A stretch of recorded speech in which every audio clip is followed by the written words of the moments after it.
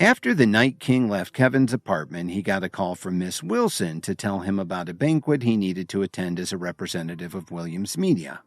She insisted that it would help the company's image if he showed up for it. But Kevin really wanted to practice the techniques that the Night King had spent the past 2 weeks teaching him. "You're not giving me much of a choice," Kevin told her. He didn't know whether to laugh or cry. "Please don't misunderstand me, Mr. Williams. I didn't mean to pressure you," she replied anxiously. "Just stop by at Corwin Tower to pick me up later," Kevin said as he hung up the phone. At the same moment, Lily had just finished her live broadcast and was walking out of her home studio with a broad smile. It had been 2 weeks since Mighty Moose had tipped her tens of thousands of dollars during her show. This had attracted a lot more viewers, and the popularity of her live broadcast skyrocketed. "You must be tired, Lily. Do you want some fruit?" Dorothy asked as she smiled and walked her daughter to the sofa to sit down. Lily had been the only wage earner in the house lately, and it made Dorothy happy to see her daughter doing so well. "I'd like to discuss something with you," Dorothy said. "Now that you're a celebrity, why don't you buy a bigger place? It would be more convenient for your live streams if we had some extra room." Dorothy wasn't worried about upsetting Lily when she said, "And when that piece of trash Kevin gets out of prison, he won't be able to find us." Lily was making at least $100,000 a day on the Williams payroll, plus whatever her fans sent her. She could easily afford a new place.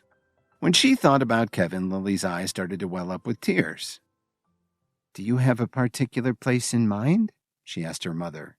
"I heard that the Salix Leaf Hotel complex that Rachel is managing has just finished some new condos," Dorothy said with a smile.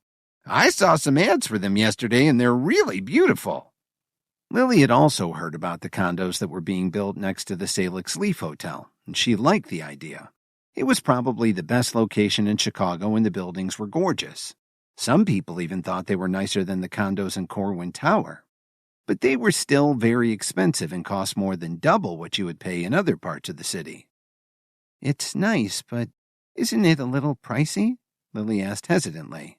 "Well, let's find out," Dorothy said as she called Rachel. As soon as the call connected, Dorothy got right to the point. "Hi, Rachel. We're wondering if there are any more condos left at your property." "Yes, we still have a few. If you're interested, come down and take a look. I'll show them to you myself. It will give me a chance to stretch my legs," Rachel replied with a smile. "Okay, we'll be down there in a little while." Then Dorothy hung up the phone and let Lily know that it was all set before going to the other room to change. Less than an hour later, they both arrived at the sales office and saw Rachel waiting for them by the door. "You're getting prettier every time I see you, Rachel," Dorothy said with a smile. "Oh, please don't flatter me. Now let me show you our condos," Rachel said as she took Lily by the arm. "Wait a second. How can I be seen with the most desirable single woman in Chicago?" Lily asked with a mischievous grin. "What's Lily talking about?" Rachel said to Dorothy as she reached out and playfully pinched Lily's arm. "She's just teasing you," Dorothy laughed. Rachel was now very famous all across Chicago, and they were constantly hounding her for TV and fashion magazine interviews. A few minutes later, when they got to the condominium area of the property, Lily and Dorothy were amazed. There was a large artificial lake by the entrance to the magnificent building, along with tennis courts and a high-end supermarket. The place was packed with people who were interested in buying one of the condos. Rachel told them that each place had its own private swimming pool, but there was also a health club if you were interested. "Our goal was to make this neighborhood self-sufficient. Everything you need is right here on the property," Rachel said in a slightly promotional tone. Just as she was about to take Lily and Dorothy to see the rest of the facilities, a Rolls-Royce limousine pulled up at the entrance. Alan and Susan got out of the car with the help of the driver, but they were dressed in such ordinary clothing that everyone stopped to watch. They looked like they didn't fit in, not just the car, but the entire complex. A moment later, a few women quickly ran out of the building. Two of them took some bags of groceries out of the Rolls-Royce's trunk, and the other stood beside Kevin's parents. Miss Wilson had arranged for all this while Kevin was recovering from his injuries. She got in touch with Rachel and requested that she reserve the best condo in the place for Alan and Susan so they could move in after they were discharged from the hospital. "I thought we'd see someone with class, but it's just that loafer's trashy parents," Dorothy said with a mocking smile as she walked toward them. "Mom, what are you doing? You're embarrassing me," Lily cried out as she tried to stop her mother. Rachel didn't understand what was going on, and she watched the scene awkwardly. She was thinking to herself, "Aren't these Kevin's parents? They're related to Dorothy, so why is she acting like they're bitter enemies?" Alan barely looked at Dorothy, and Susan ignored her completely as they walked into the building with the help of the two women. "What are you doing? Don't you know how expensive this place is? You'll just get it dirty," Dorothy reprimanded them harshly. "What did you say?" Alan replied in an unfriendly tone of voice. "You know what I'm talking about. Your useless son is still in jail, and you won't be able to live here much longer," Dorothy sneered. "Leave me alone. My son is innocent," Alan angrily retorted. Alan and Susan hadn't talked to Kevin about it yet, but they knew their son wouldn't do such a horrible thing. There was something fishy about the whole matter. "My daughter was foolish to marry someone as worthless as that trash son of yours," Dorothy complained. Susan saw that her husband was getting angry and said softly, "Alan, let's go inside. We can't just get along with someone like this." She didn't understand how someone who looked so elegant can always say such rotten things. "I'm coming," Alan replied as he turned around and walked into the building and headed toward their elevator. He was too tired to deal with Dorothy. "You should have stayed on your dirty old farm," Dorothy said with a sneer. "Do you really let people like them live here?" Dorothy asked Rachel with a perplexed look on her face. Then Dorothy added, "I want the condo they're staying in. Get someone to chase Kevin's parents out so we can move in." "I'm very sorry, Dorothy. They bought their condo 10 days ago. Why don't you take a look at a different one?" Rachel tried to explain. This was a very embarrassing situation. "They actually live here? How is that even possible?" Dorothy asked in disbelief. Lily also looked at Rachel in shock. She didn't know Alan and Susan well, but she more or less knew their financial situation. "How much did they pay? We'll offer more," Dorothy offered impatiently. "I'm sorry, Dorothy, but I can't do that," Rachel said very apologetically. "You're the vice president of this place. What do you mean you can't do that?" Dorothy asked indignantly. "There's nothing I can do about it. Before the building was complete, I was told to reserve the best unit for Mr. and Mrs. Williams," Rachel said as she smiled awkwardly. Then she offered, "There are a lot of other units still available with beautiful views and amenities. Why don't we go look at them?" "Who told you to do that?" Lily suddenly asked. But Lily had already thought of one possibility. It obviously had something to do with Kevin, but she shuddered to think of who might have helped them. Since when did Kevin know someone who was so powerful?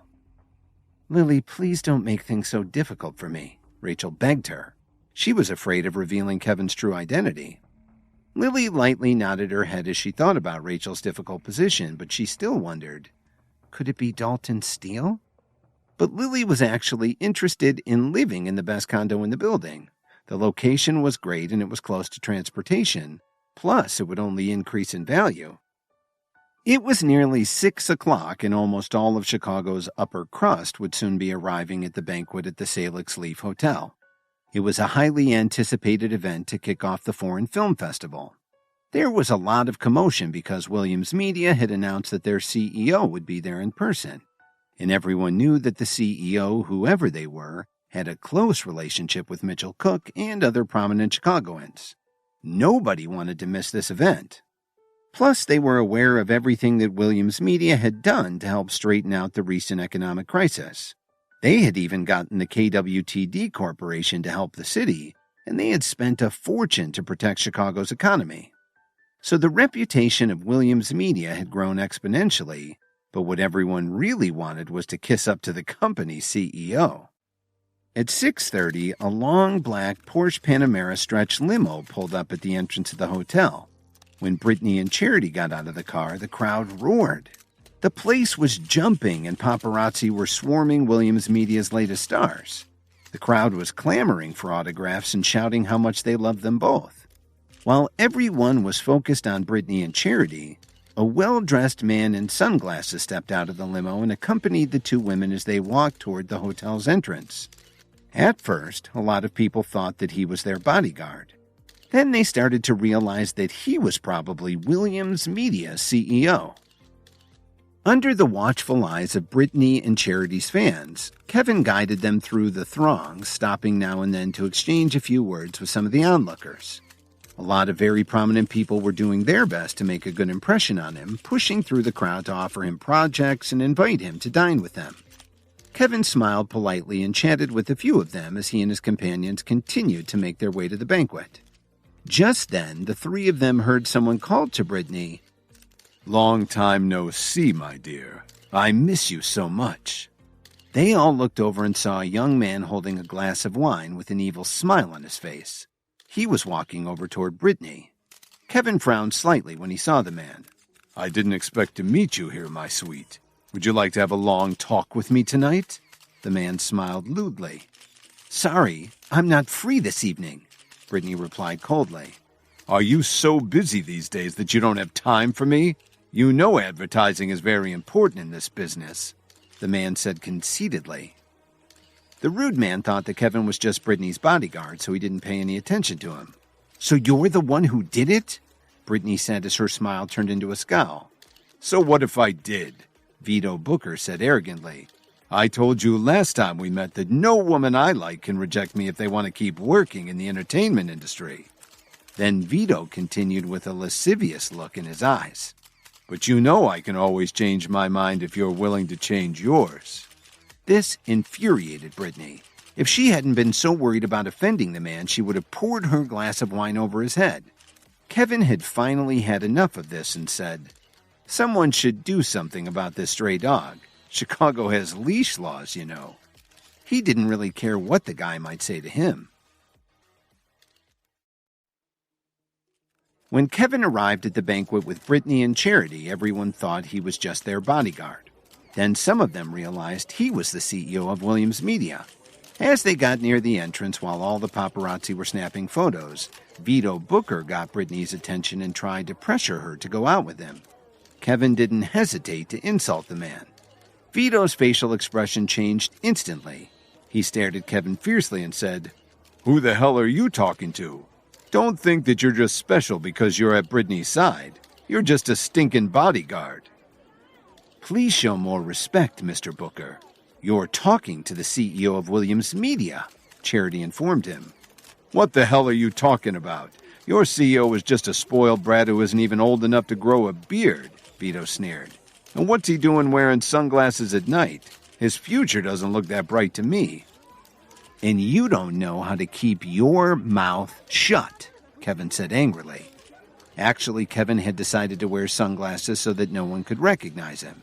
He'd almost pulled it off until he ran into this dumbass Vito Booker. "What the hell did you say?" Vito replied furiously. "So what if you're the head of Williams Media? How many connections could a brat who's still wet behind the ears have anyway?" Then Vito got in Kevin's face and shoved his finger in his chest as he shouted, "I'm not afraid to tell you this. If you know what's good for you, you'll turn Britney over to me right now. Otherwise, Williams Media will disappear from the entertainment industry in a New York minute." The altercation attracted a lot of attention, but no one came forward to stop him. First of all, they knew how much influence Vito had, and second of all, no one knew how powerful Kevin was, so they wisely chose to stay out of it. "If you want to keep your finger, you'll take it back right now," Kevin said coldly. He hated having people scold him like that. "Who do you think you are?" Vito said indignantly as he handed his glass of wine to the woman who was standing at his side. Two burly men immediately walked over and stood next to him. They were security experts that he had spent a large amount of money to hire. "There are too many people out here. If you have the guts, follow me to the men's room," Vito said with a confident sneer. "No problem. Do you really think I'm afraid of you?" Kevin retorted. "It just so happens that I have a score to settle with you." Kevin had been wondering why Britney was so popular but couldn't get any advertising contracts lately. It was only when he heard Vito threaten her that he understood the source of the problem. "If you knew any better, you'd be very afraid right now. But if you're foolish enough to face me, I'll be waiting for you," Vito warned him. Then he left with his men. When the crowd saw this, they all shook their heads. Kevin had led Williams Media brilliantly lately, but he was still very young and they knew how powerful Vito was. In the entire entertainment industry, nobody dared to stand up to him, so a lot of bystanders were worried about the future of Williams Media. It would be a shame for the leading company in Chicago to collapse just like that.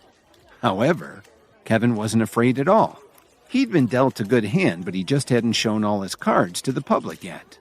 Also, Kevin could tell that Vito's 2 bodyguards would be no match for him.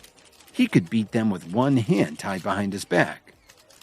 "Please, Kevin, don't go." Brittany tugged on Kevin's arm and pleaded with him as he started walking towards the men's room to fight with Vito. "Kevin, listen to me. Don't let your emotions affect your decisions. The Booker Phoenix Corporation is very powerful in the entertainment industry. We don't want to start any conflict with them," Charity said as she also tried to persuade him.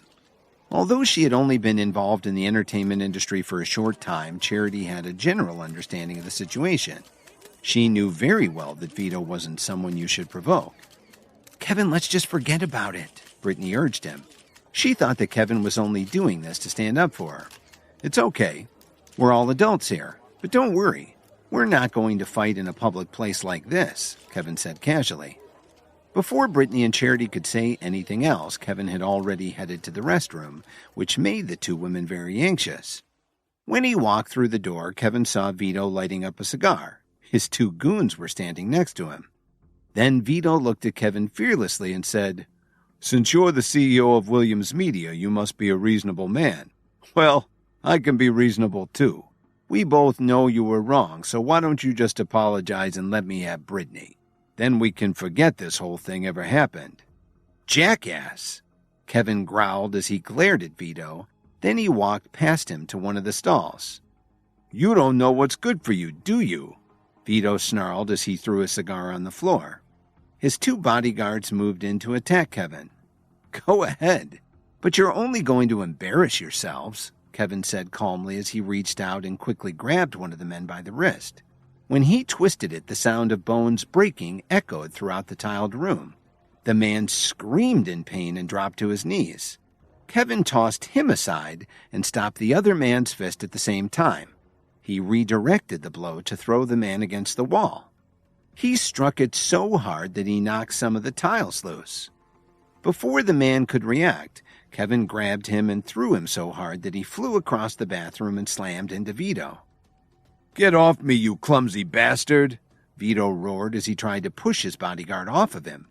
But as soon as Vito got to his feet, Kevin turned around and kicked him in the gut.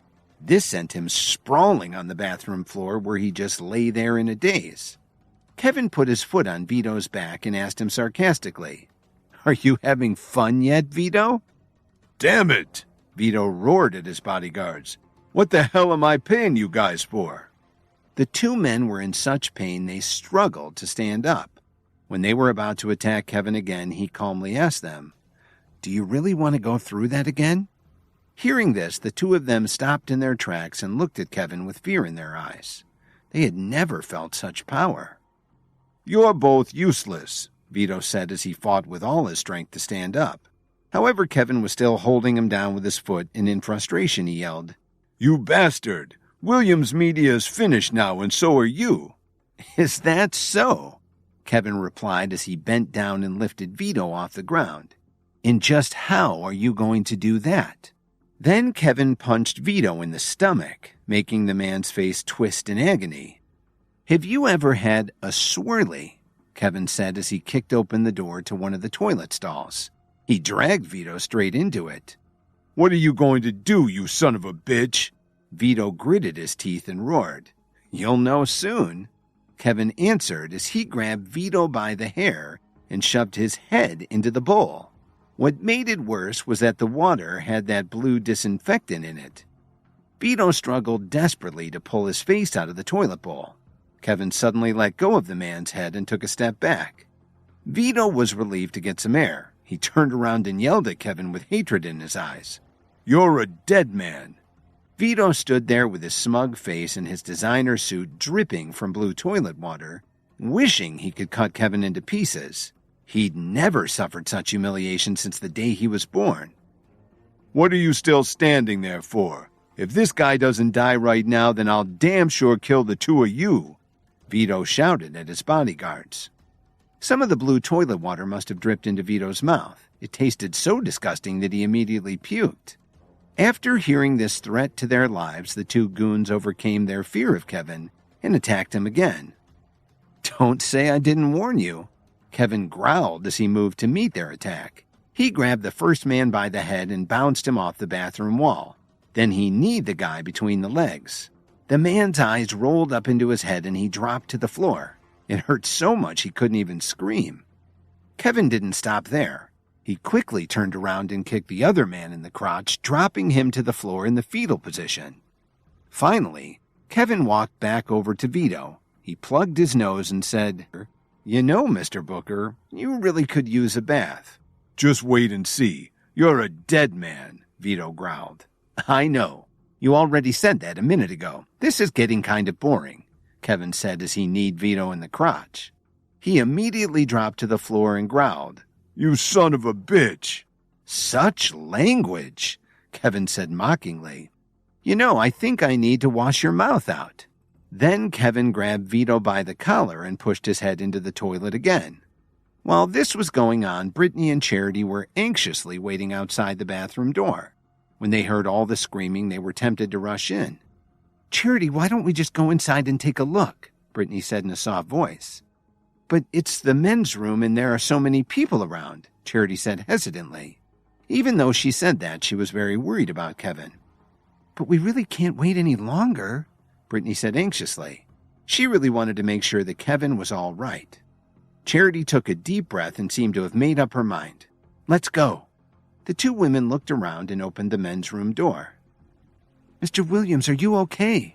Brittany asked worriedly as she entered the room. But when they saw the scene in the bathroom, their jaws almost dropped to the floor. Vito's entire upper body was stained with blue toilet water. He was draped across the toilet bowl, moaning in pain.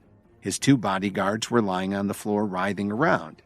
Kevin was just standing casually in front of one of the urinals, whistling while he peed. Vito's goons had interrupted him when he walked in the room earlier. "What the heck are you two doing in here?" Kevin asked when he saw the women. Charity and Brittany were stunned for a second before they both let out a scream. Even though he was facing the other way, they covered their eyes and ran out. They were both thinking the same thing. "We really shouldn't have gone in there. How embarrassing." "Do you still want to keep playing this game, Vito?" Kevin asked coldly as he walked over to the man.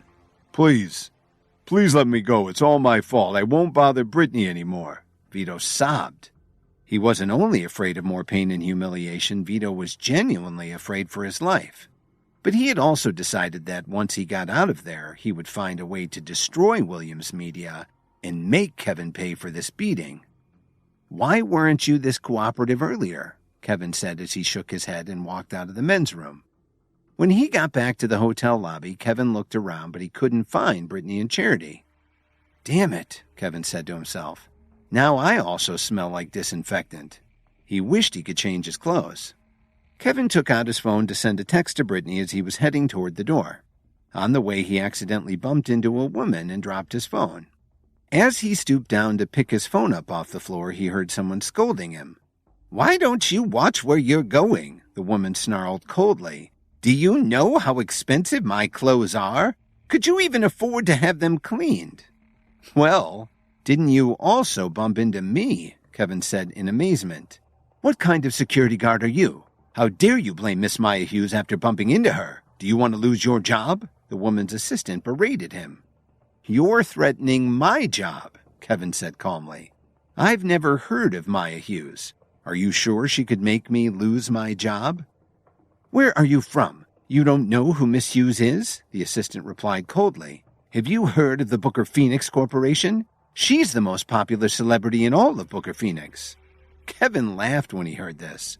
Whoever this woman was, she was only one of their clients. After what he just did to Vito Booker, why would he be afraid of one of the man's underlings? This was turning into quite a fun evening. When Kevin left the men's room of the Salix Leaf Hotel after beating up Vito and his men, he didn't see Charity or Brittany anywhere, so he pulled out his phone to text Brittany but bumped into a woman. She turned out to be Maya Hughes, one of Booker Phoenix's clients, and she was very snooty to him. She thought he was a bodyguard and threatened to have him fired. "So, the Booker Phoenix Corporation is really that powerful?" Kevin asked her. Their raised voices started to draw a small crowd. The people who were watching their argument were shocked to hear Kevin talking to her like that. They knew how important she was in the entertainment industry. Maya was so angry that her voice started to tremble. "Is there something wrong with you? Don't you have any manners?" She was scheduled to go on stage and sing a few of her new songs later, but had lost her diamond bracelet. When Kevin bumped into her, she was anxiously looking for it. Kevin seemed like a good target for her to vent her anger. Just then, Vito limped out of the men's room with some help from his bodyguards. He'd cleaned himself off, but he still smelled pretty horrible. Needless to say, he was no longer in the mood for a banquet. He was actually heading to the hospital to see if he needed to get his stomach pumped and to make sure he didn't have any permanent injuries. On the way to the exit, he was stopped by Maya, who called him over urgently. "Mr. Booker, please come help me." As Maya walked up to Vito, she picked up on his awful smell. She immediately covered her mouth and nose in disgust and subconsciously took a step back. "What's wrong?" Vito asked awkwardly. She really just wanted to vent her anger some more. "This oaf of a security guard knocked me over and then said it was my fault." "I'll teach the guy a lesson," Vito replied as he started to get angry. Just about everyone in the entertainment industry knew that Vito was a lech. He'd had an affair with just about every female client who worked with his company. Maya was next on his list, even though she didn't know it yet. "That's great, Vito," Maya said as her face lit up. She turned around and pointed at Kevin, who was standing nearby. "It's that blockhead." "Him?" Vito asked awkwardly. His bodyguards were as stunned as he was. Vito obviously hadn't gotten over what had just happened in the men's room. After all, he was on the way to the hospital to get checked out. "Mr. Booker, I think there must be something wrong with how your company manages its clients. They can be very rude," Kevin said with a sneer. The onlookers were shocked to hear him say this and started whispering to each other. Maya put her hands on her hips and said, "Vito, I want you to do something about this right now. If you don't throw him out in the street immediately, I'll be too upset to go on stage." "Shut up," he interrupted her. "Him again," Vito thought to himself. "I'd better not provoke the guy right now. I'll get my revenge later." "Why are you being so mean to me, Vito? It was clearly his fault," Maya said in confusion. Vito was usually so friendly to her. Why was he scolding her to defend a lowly security guard? Seeing Kevin smile at him, Vito took a deep breath, and while still feeling the pain from the beating he'd just gotten, he put his hand on Maya's shoulder and walked her over to Kevin. "Do you know who this person is?" Vito snarled. "This is the CEO of Williams Media. You're messing with the wrong guy. Just hurry up and apologize to Mr. Williams. And if he doesn't accept your apology, we're canceling your contract," Vito explained to her. Maya felt her legs grow weak. She suddenly realized that she'd been insulting someone very important for her career, not just some random security guard. "I'm sorry, sir. I really shouldn't have spoken to you like that," Maya said meekly. Everyone who saw this happen started to chatter. When they realized that Kevin was actually one of the guests of honor at the banquet, they felt extremely lucky to see him in person. But some of them were still shocked that Kevin had been able to unnerve Vito like that. "I don't have time for people like you," Kevin said calmly as he walked out of the hotel lobby. Now Vito really wanted to get revenge. A few minutes later, Kevin got to the underground parking garage. Suddenly, he felt someone hit him from behind and he blacked out. A while later, Kevin opened his eyes again. He was surprised to see that he was in handcuffs. He was even more surprised to see Gwen Archer sitting on the sofa holding a glass of red wine. "So, you're finally awake," Gwen said to him as she swirled the wine in her glass. "Miss Archer, why have you done this? Have you forgotten that I saved your life?" Kevin asked her. He was bewildered by the whole situation. It's true that you saved my life, but I also gave you the ingredients that you used for the pill that helped you make so much progress. So as I see it, we're even, Gwen said with a straight face. Okay, Kevin replied. As long as our debt is settled, then what am I doing here? Do you have a crush on me? Kevin asked playfully. A second later, Gwen threw her glass of wine in Kevin's face. Are you sure you don't know, or are you just pretending not to know? Gwen asked as she stood up and looked down at Kevin. That's some good wine, Kevin said pleasantly. Chateau Lafite Rothschild 1982, isn't it? My brother sent his men to catch Dalton Steele's wife Miranda, but you stopped them just when they were about to get their hands on her, Gwen explained as she took a knife off the side table and pointed it at Kevin. Then she continued, I didn't know you were this bold. Did you think you could get away with interfering in Archer family business? Kevin frowned as he looked at the knife in her hand. Dalton's like a brother to me, and your people attacked his wife right in front of me. What was I supposed to do? I expected you to stay out of our affairs, she answered coldly.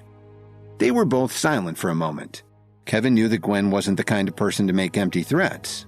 Finally, it was Kevin who broke the silence. Gwen, don't get carried away. Just because I'm in cuffs, do you think you can do whatever you want with me? Not only did you ruin my brother's plans, but you also injured dozens of our people.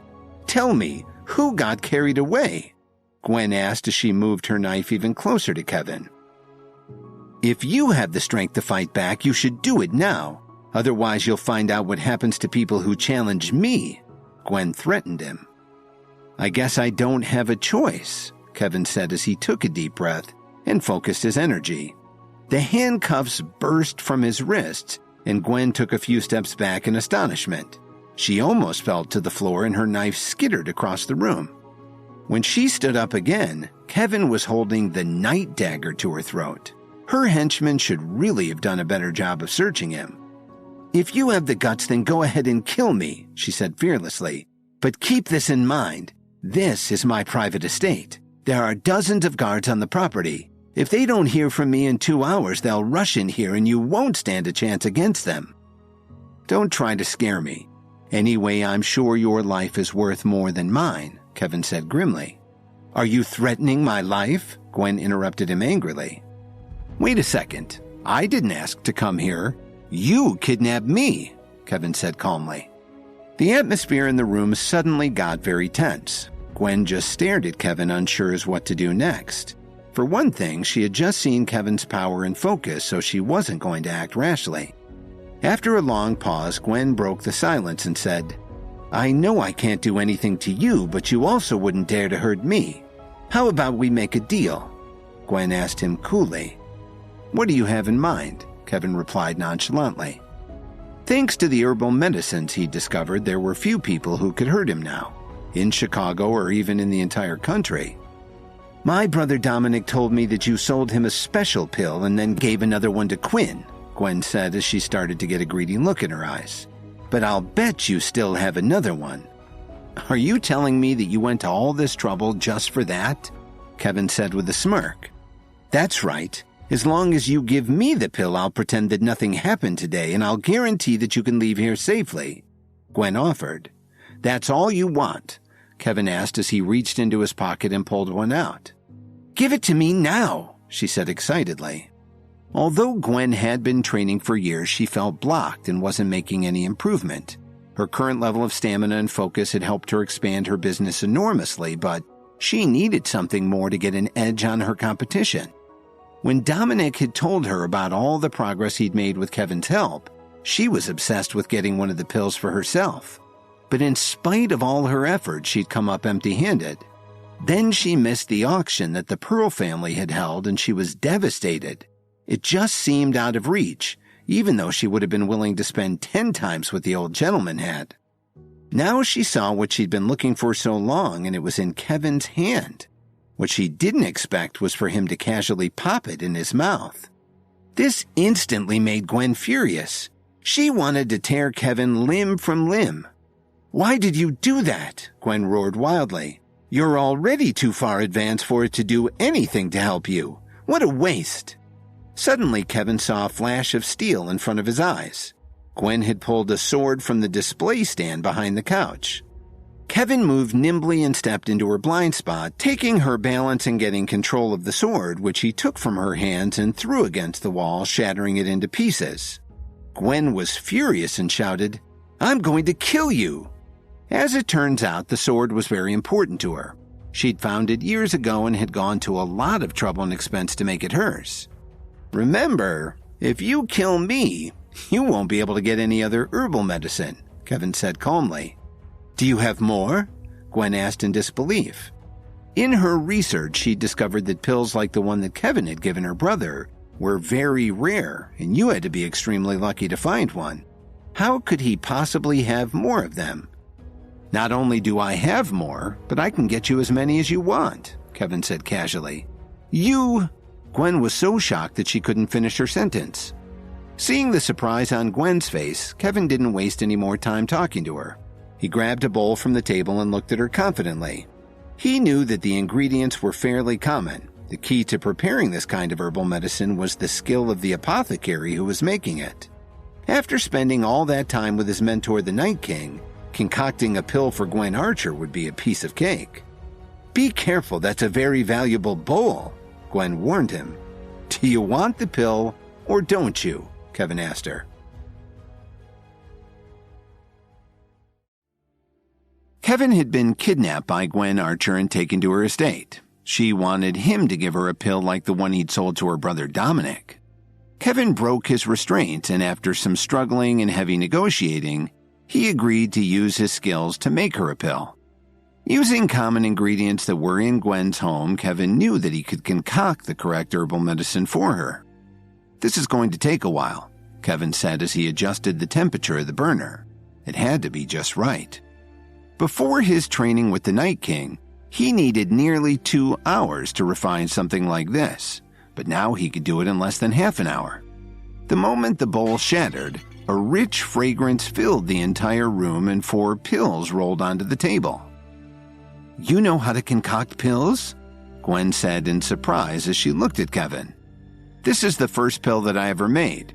When I started, I didn't really know what it was, but you could call it the power pill." Kevin smiled as he picked up 3 of the pills and held them in his hand. "Give me one," Gwen said excitedly. Her eyes were filled with envy. She wanted to snatch all the pills from Kevin's palm. "Do you want it that badly?" Kevin said with a smile as he put the 3 pills into his mouth at the same time and started to chew. At his current level of development, a power pill wouldn't be much of use to him. Even if he ate them like candy, they wouldn't have much of an effect. "Why did you take them?" Gwen asked angrily as she stomped her feet like a little kid. However, she didn't dare to grab the 4th pill. She was afraid that Kevin would swallow that one too. "Even though I know how to prepare power pills, I can't give them away to others that easily." Kevin sneered as he picked up the last one and held it in his hand. "I'm sorry, Kevin.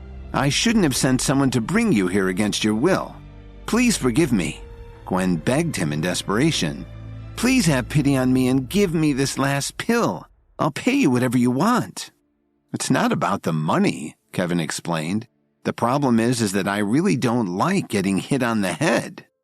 "Then how about we even the score?" Gwen said as she picked up the knife that had fallen to the floor earlier and offered it to Kevin by the handle, with the blade pointing at her. "Forget it. You're too weak right now. I was afraid that I'd hurt you," Kevin replied as he casually tossed her the pill. Kevin knew very well that he was on Gwen's turf. The place was filled with guards who would give their lives for her. If he didn't give her the pill, he'd have a heck of a time getting out of there unharmed. It was one thing to fight one-on-one with somebody, but it was entirely different to deal with dozens of people at once. The best that he could hope for was to get out alive. Gwen swallowed the pill without any hesitation at all. This was just a start. She had bigger plans in mind. "Can I leave now?" Kevin asked coolly. Gwen didn't answer his question. Instead, she sat down on the sofa and gestured for him to take a seat too. "What are you doing?" Kevin asked curiously. He had no idea where this was going. Kevin, I want to ask you to teach me herbal medicine, Gwen said directly. You want to learn to be an apothecary? Kevin asked in surprise. When he got over the shock, he frowned and thought to himself, did she just say that she wants me to teach her? If she learned this skill, what could happen in the future? Yes, I sincerely want you to be my teacher, she quickly replied. But I'm not prepared to take on a student right now, and it would take a lot of effort. Just forget about it, Kevin explained. He had some misgivings and decided it was better to turn her down. I'm not afraid to make the effort. As long as I can learn how to concoct pills, you can ask me to do anything. Gwen pleaded as she leaned towards Kevin hopefully. Seeing her like this, Kevin was starting to have a hard time saying no. I'll follow whatever instructions you have and I'll offer you all my support in the future, she told him. Gwen had only one thought. If she could learn to be an apothecary, the sky would be the limit. Not only would she be able to improve herself by leaps and bounds, but she could move past any plateaus and get an advantage on all of her competition. After all, there were a lot of other rich and powerful people trying to do the same thing. Give me some time to think about it, Kevin said reluctantly. Really? So you're willing to think about it? Gwen asked excitedly. Don't get too excited. I just said I'd think about it, Kevin replied cautiously. That's okay. I'm sure you'll say yes, Gwen replied as she stood up from the couch with a big smile on her face. Can I leave now? Kevin asked grumpily. Of course you can, Professor, Gwen said very sincerely.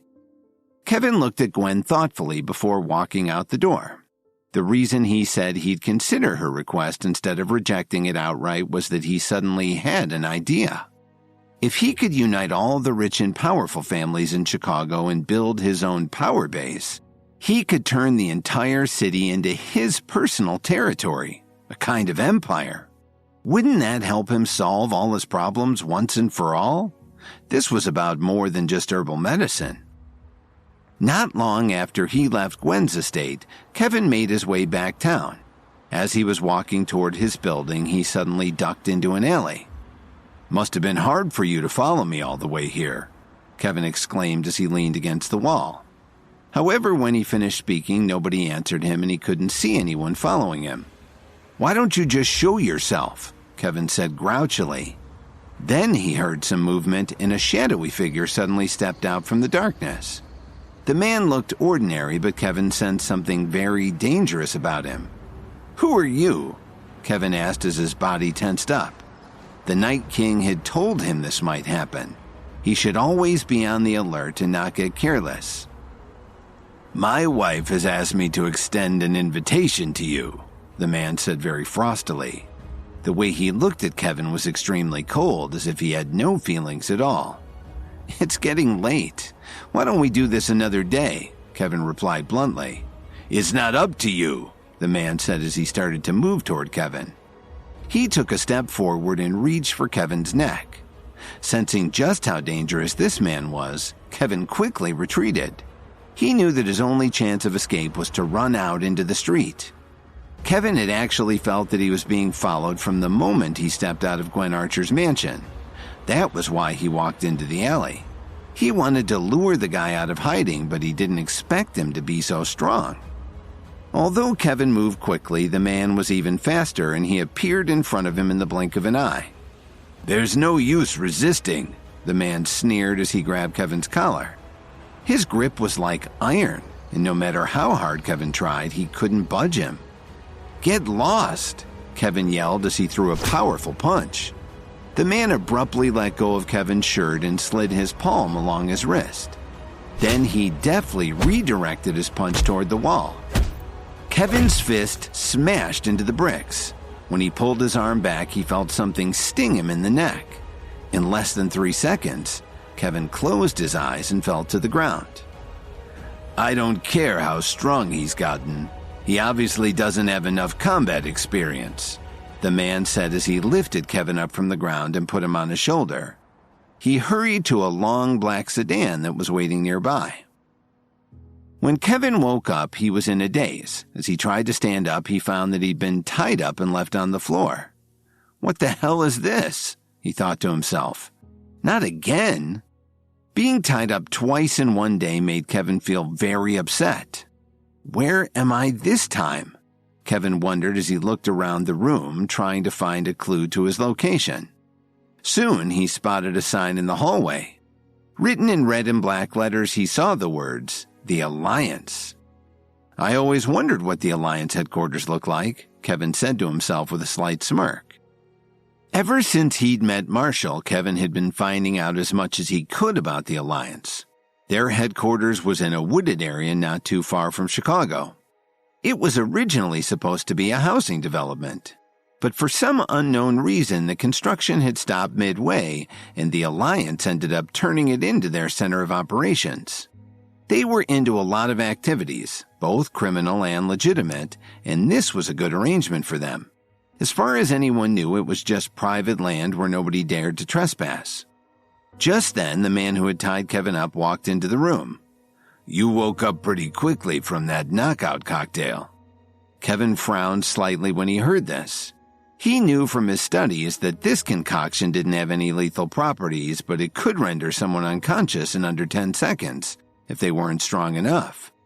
"Since you're awake, you should come with me to see my wife," the man said as he quickly undid all of the ropes that had been tied around Kevin's wrists and ankles.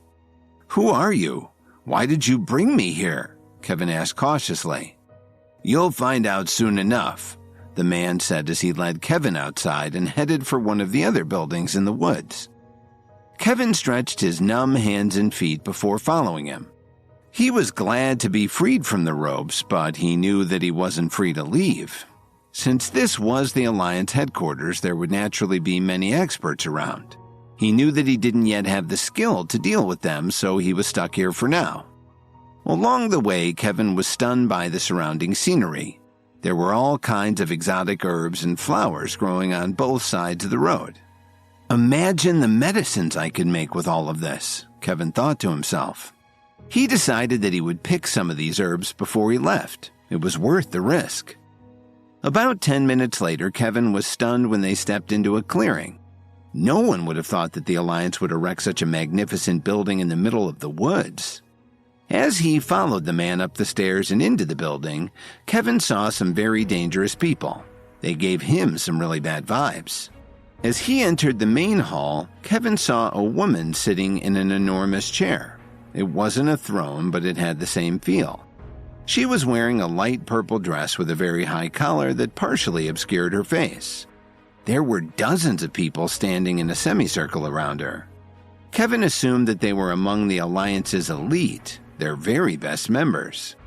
While Kevin was looking at the woman, someone said firmly to him, "Well, what are you waiting for? Step up and meet the director." Kevin felt a hand push him forward until he was standing in front of her. "Good afternoon, Director," Kevin greeted her anxiously. He knew that in the Alliance, the executive director's wife often stood in for him and had a comparable rank. They were in the habit of using titles that made their organization sound more like a legitimate business. It was obviously a big deal for Kevin to be brought in for this meeting, but he was well aware that he had absolutely no rank in this room. "Are you Kevin Williams?" the director asked in a very powerful and dignified tone that you couldn't help but respect. "Yes, I am," Kevin replied as he nodded his head. "Do you know why I invited you here?" she asked him. "To tell you the truth, I have no idea," Kevin answered honestly. But inside he was thinking, invited? I was followed, drugged, and tied up. Kevin was also worried about something else. In his training, he'd learned a lot of the Alliance's secret recipes and techniques. It would be really bad for him if these people ever found out. "You don't have to be so reserved. I called you here to ask you something very important," the director said quietly. "Did you save a few women from the myriads recently?" Kevin was stunned when he heard this. Of course he remembered doing that, but he didn't know why the director of the Alliance would be interested in it. "Did you know who these women were? Why did you let them go for no reason?" she asked plainly. "To tell you the truth, they were in real trouble. I let them go because I knew they were in the Sideros Alliance, which is connected to you, and I was concerned with their safety. Did something happen to them after they left? Kevin asked in confusion. No, they're fine. But you may not have known that they were candidates for promotion to the position of administrator in the Alliance. They're very important to us, the director explained. That's why I had you brought here. I'd like to reward you, she said pleasantly. Kevin's face lit up when he heard her say this. He knew that in the Alliance they had a director, several administrators, and 4 kings. The title of king was a holdover from the days before they tried to sound more businesslike. They used to be called kingpins. His mentor, the Night King, was one of them, but Kevin was probably the only one in the room who had ever seen his face. Strangely enough, the people in these positions rarely use their given names with anyone, just their titles. Kevin had never expected his act of kindness to the women to have had such important consequences. Kevin was unsure what would happen when he was led in front of the Alliance's director. He was relieved to find out that she wanted to reward him for saving the candidates for the position of administrator from the myriads the other day. Then the director said, I heard from Marshall that you've been very helpful to him in recent months. I've done my best, Kevin replied humbly. From what I've heard about your current skill level, you show great promise as an apothecary. So I've decided to give you the title of messenger in our alliance, the director said as she gestured for someone to bring something over to Kevin. One of her assistants handed him a platinum signet ring. Everyone in the hall had their eyes on Kevin. Most of them were filled with jealousy. The members of the Alliance knew that the title of messenger was almost as important as the one of the kingpins. In addition to that, the messenger had the authority to mobilize resources and also carry out the director's will. But before Kevin could touch the ring, a man suddenly stood up. He respectfully acknowledged the director and then he said, Madam Director, I feel that Kevin is both immoral and incompetent. He isn't qualified to be messenger. Then he looked at Kevin with disdain.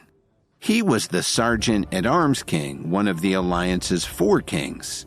He had made countless contributions after joining the Alliance 30 years ago. Naturally, he had many supporters in the organization. I would like you to reconsider. The messenger's position is extremely important to us. We can't let a newcomer take on the role, he sneered. I think that although Kevin has made a great contribution, he is too young. I would only allow him to take this position once he's had more experience, he continued. Young people tend to be too impulsive. Besides, Kevin doesn't yet have a strong enough reputation to take on this responsibility. Nearly half of the people in the room agreed with him and pleaded with the director to rescind her order. Are you doubting my judgment? The director replied coldly. Please calm down, Madam Director. I wouldn't dare to insult you. But he can't be promoted to this position, he pleaded. Kevin saved our administrator candidates and has made great contributions to our alliance. And now that he has been trained as an apothecary, he's already qualified to be our new messenger. Besides that, his mentor is the Night King. Do you still think that he isn't qualified? The director explained. This last bit of information shocked the members. The Night King had been absent for years and they had no idea that he had taken on a pupil. It seems like the Alliance really has a lot of information about me. How did they find out about my training with the Night King? Kevin thought to himself as he listened to them whispering to each other. But he wasn't surprised that the director knew he could make herbal medicine. After all, he had saved Miranda in front of everyone at the campsite. Word was bound to spread. But how many of them believed in his skill? Do you have any objections now? The director asked the Sergeant-at-Arms King. Since Kevin is the Night King's pupil, I naturally have no objections, he answered fearfully. Then this matter will be decided, the director said as she stood up with her 2 assistants.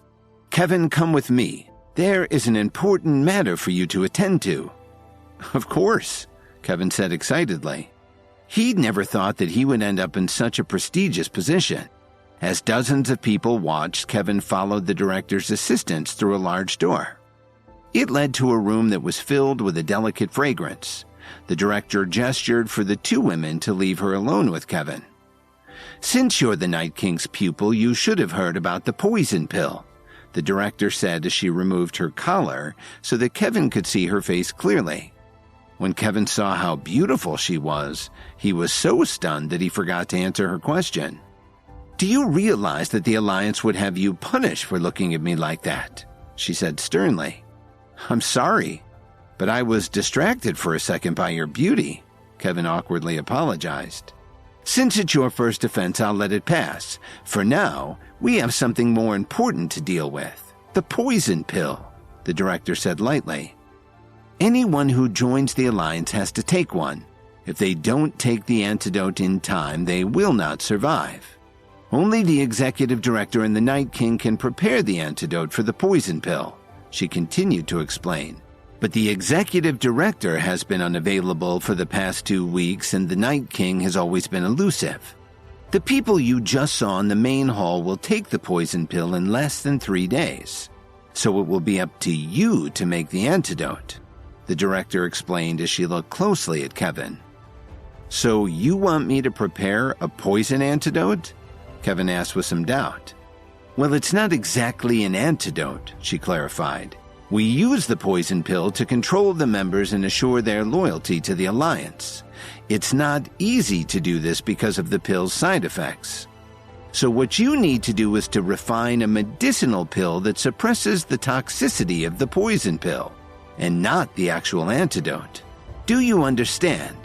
At this point, the director's eyes suddenly flashed with a touch of doubt, and she asked him, "Could it be that the Night King didn't teach you this?" "Of course my mentor taught me this, but I wonder if the proper medicinal herbs are stored in the headquarters?" Kevin asked with a faint smile. "That's easy. There are herbs and flowers everywhere on the property. In fact, there's an inexhaustible supply. You can go and pick them as you wish," the director replied. Then her expression suddenly turned serious. "But you can't mess this up. If you do, you'll pay with your life." "Rest assured, Madam Director, I won't let you down," Kevin replied happily. The reason he'd asked about the herbs earlier was to have the director's permission to go outside and properly pick the ingredients that he needed. "Go now," the director said as she gestured for Kevin to leave. "Come and find me when you're ready." Kevin left the room and headed outside. After about 2 hours, he had picked a lot of herbs and flowers that were growing all around the building. "I should bring Marshall back and show him all of this," Kevin said to himself excitedly. He had found all sorts of exotic ingredients. Some of them were necessary for the pills that he was about to prepare for the Alliance members, but others could be used for things that the Night King hadn't taught him yet and he knew that he wanted to make. Kevin found what he needed to reduce the effects of the poison pill. Then he headed over to the director's residence. As he walked in the door, he heard the sound of someone hyperventilating. "What's she doing?" Kevin wondered. He carefully walked to the door and knocked on it a few times. "Is that you, Kevin? Come in quickly," the director sounded a little anxious. When Kevin walked into the room, he froze on the spot. The director was curled up on her bed. Her long dress was soaked with sweat and her thighs were exposed a little. She was having trouble breathing. Kevin was immediately concerned and asked her, "Madam Director, have you taken the poison pill?" "I've been very busy lately, so I forgot that I took the poison pill a few days earlier than everyone else. Have you found any herbs that can counteract the poison?" she asked weakly. "I found them. Do you want me to make it for you immediately?" Kevin asked her. "You'll have to tie me up first. I'm afraid that the side effects will be too strong and I may hurt myself," she said while gritting her teeth. She felt as if there were tens of thousands of fire ants crawling over every part of her body. "I'll do what I can," Kevin said as he took a deep breath and closed the door. He found some scarves and tied the director to her chair. Next, Kevin found a bowl and began to prepare the antidote. 10 minutes later, the bowl shattered and a pill rolled onto the table.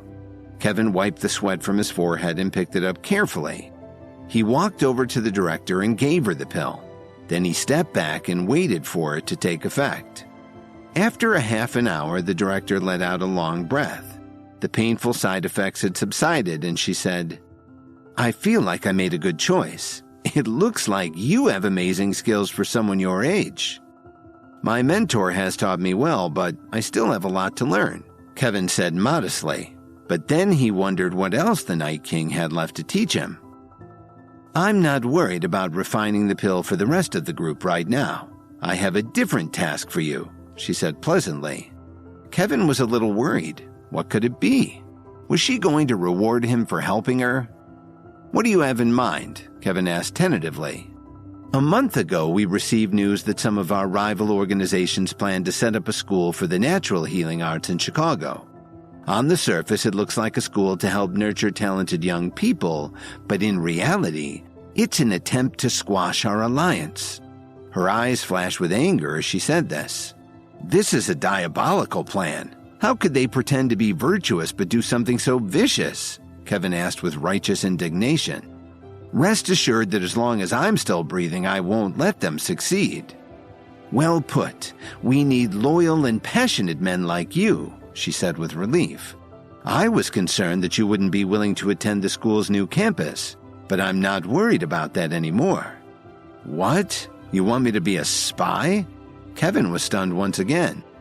"I know that this is a difficult request, but it's the best time for you to make a contribution that would convince everyone that you're worthy of your new post as messenger," the director replied. "The new school will definitely cause a big stir in Chicago. Lots of rich kids will rush to enroll there. I need you to sneak in and find something for me." "What would you like me to find?" Kevin asked apprehensively. "One of the organizations involved in the school has a new process for herbal preparation that they call consolidation. I want you to learn it and bring it back to us," she told him. "But I'm sure you have people who already know far more about this," Kevin suggested. "Don't be afraid," she interrupted. "For you to complete the mission smoothly, I've prepared a secret manual for you. It's in the box on your left. Open it up and take a look." "Of course." Kevin agreed. He had his doubts, but it was too late to back down now. He opened the box and took out the manual. Kevin was surprised to see that there was also a blood-red pill in the box. "What pill is this?" Kevin wondered out loud. "This is called the condensation pill. It helps to keep your internal energy from being unstable, which can be very dangerous," the director explained. "The pill is there to help you with your mission." Kevin immediately became happy when he heard this. Of course, he had learned about the condensation pill. At this point in his development, it would be very important for him. Otherwise, he might have problems down the road. He might not be ready for it yet, but Kevin was willing to take a chance. Without even thinking, he swallowed the medicinal pill in one gulp. "Hold on," the director quickly stopped him. "The medicinal properties of this pill are extremely powerful. You are supposed to take it while soaking in a mountain spring." "Why didn't you say so earlier?" Kevin said in a panic. Why hadn't he read this in any of his books? There are no mountains near Chicago. "I was about to tell you, but you swallowed it before I had a chance," the director said helplessly. "What will happen if I take it like this? Can it kill me?" Kevin asked sadly. "I have no idea. I've never heard of anyone taking the pill this way." The director shook her head. "Come over here so I can take a look at you." Kevin nodded, but as he was walking over to the director, his face suddenly felt like it was on fire. Very soon, Kevin felt like he was in a furnace and his whole body was burning. But in the next second, he suddenly started shivering. The heat instantly turned cold, and even the air that came out of his mouth and nose was freezing. "This isn't the condensation pill," Kevin said as he fell to the ground trembling in agony. "This is the madness pill." Suddenly, Kevin felt his body fill with power that needed to be released immediately. After a few minutes, his vision was blurred. He got up shakily from the floor and started to take off his clothes.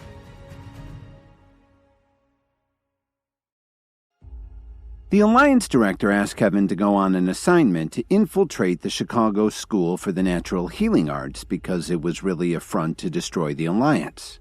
She gave him a condensation pill to help him with his mission, but it turned out to be a madness pill. While he was suffering from the effects of the pill, Kevin began to take off his clothes. "Kevin, what do you think you're doing?" the director said hesitantly. By now, under the effects of the pill, Kevin couldn't control himself. He reached out and pulled the director's thin skirt off. Feeling Kevin's hot breath, the director's entire body went soft, and her face became flushed. Although she had been married to the Alliance's executive director for many years, the two of them were husband and wife in name only. She was the only one who knew that her husband had suffered an injury several years before that had rendered him impotent. Since then, he had been obsessed with business and personal development, but he had no interest in women at all. As the director became lost in the moment, Kevin began kissing her lips. Lily, who had just finished her live broadcast, was lying on the bed when her phone vibrated. It was a message from one of her fans. "Are you busy? Do you have time to go out to eat tomorrow?" he asked. He was the second highest tipper in Lily's live broadcast, right after Mighty Moose. "How about after my show tomorrow afternoon? We can have dinner," Lily replied with a smile emoji. What she really wanted was to hear from Mighty Moose. But for some reason, every time he finished making his donation, he would immediately leave the chat. He never gave her a chance to communicate with him. "As long as you have the time, that's fine with me. How about the Salix Leaf Hotel tomorrow evening at 6? He suggested. "No problem," Lily replied simply. "Okay, see you tomorrow night," he answered. And then he added a bouquet of roses emoji. After a while, Kevin gradually came back to his senses. He couldn't remember anything about what had happened during the night. He only remembered feeling that there was an endless amount of energy in his body that needed to be released. Well, didn't kill me, Kevin thought delightedly. I didn't expect the madness pill to have such an overpowering effect on me. As he was thinking about the pill he had taken the night before, Kevin suddenly looked down and saw that his entire body was still trembling violently. At the same time, he saw the director lying completely naked in his arms. Her beautiful face was still glowing. He didn't know how long the director had been awake. When he looked at her face, she was staring at him seductively. He could see a mix of complicated emotions in her eyes. "Did I wake you up at all last night?" Kevin thought to himself in disbelief. The madness pill had been so strong that he was still feeling a little dizzy. They lay there in silence until the director finally said faintly, "When you wake up, you'll have to leave." "Madam Director, Kevin didn't know what to say for a moment. He hurriedly let go of her and got out of bed. The director stared intently at Kevin. In fact, she had mixed feelings in her heart. On the one hand, she was in charge of thousands of people, but on the other, this young man had given her something that had been missing from her life for so long. But what had happened during the night had made the director feel satisfied and blissful. In spite of her high rank in the Alliance, the director was still a very young woman. Her husband would barely look at her most of the time. While she was thinking about all of these things, the director slipped on a fiery red dress. She turned her head and looked at Kevin, who was standing nearby looking extremely vulnerable. Neither of them said anything, but the atmosphere in the room got very mysterious. The director broke the silence and told Kevin, "I understand what the pill did to you last night, so I'm willing to let it go. But you should be smart enough to know that this is just between the two of us." Then she added, "If you say a word about this, your entire family will regret that you were ever born." If word ever got out that the director had an affair with the Alliance's messenger, not only would Kevin's life be in danger, but it would also harm her reputation. She was afraid of how it would turn out for her. "Don't worry, Madam Director. Our secret will never leave this room," Kevin said very sincerely. He wasn't a fool. What good would it do him to tell anyone about this? What made Kevin feel really fortunate was that she hadn't rejected him. That would have killed him. "The mission I gave you is very important and quite simple. Bring back the secret of the consolidation pill. I'll arrange for someone to send you back to the city immediately," the director said. She couldn't help but think about the previous night as she looked at Kevin a little bashfully. "I won't let you down," Kevin answered devotedly. When Kevin returned to Chicago, it was already past 7 o'clock in the evening. As soon as he got back to his condo, he got a call from Miranda Steele. "Kevin, come down to downtown General right away. Someone just beat Dalton up," Miranda sobbed. "Don't panic. I'll be right there," Kevin told her. His good mood immediately changed to distress. Kevin arrived at the hospital within an hour. When he saw Dalton's condition, he almost went berserk. Dalton was in a coma, and his entire body was covered with blood-stained bandages. "The doctor said that his arms and legs were all broken, and even if he comes out of the coma, he may be bedridden for the rest of his life," Miranda told Kevin as tears flowed down her cheeks. "Who did this? I'll kill them," Kevin yelled as he clenched his fist tightly. "While we were eating at the Salix Leaf Hotel this evening, we saw Lily having dinner with a man," Miranda explained. "At first, Dalton and I thought that they were friends, but then we saw him secretly put something in Lily's glass while she was in the bathroom.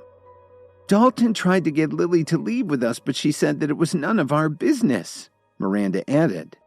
"Then how did he get injured like this?" Kevin asked. When he heard that Lily was involved, he had trouble staying calm.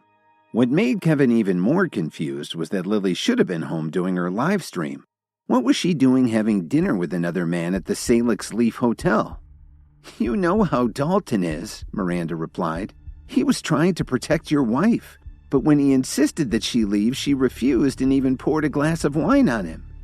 Dalton couldn't hold in his temper anymore.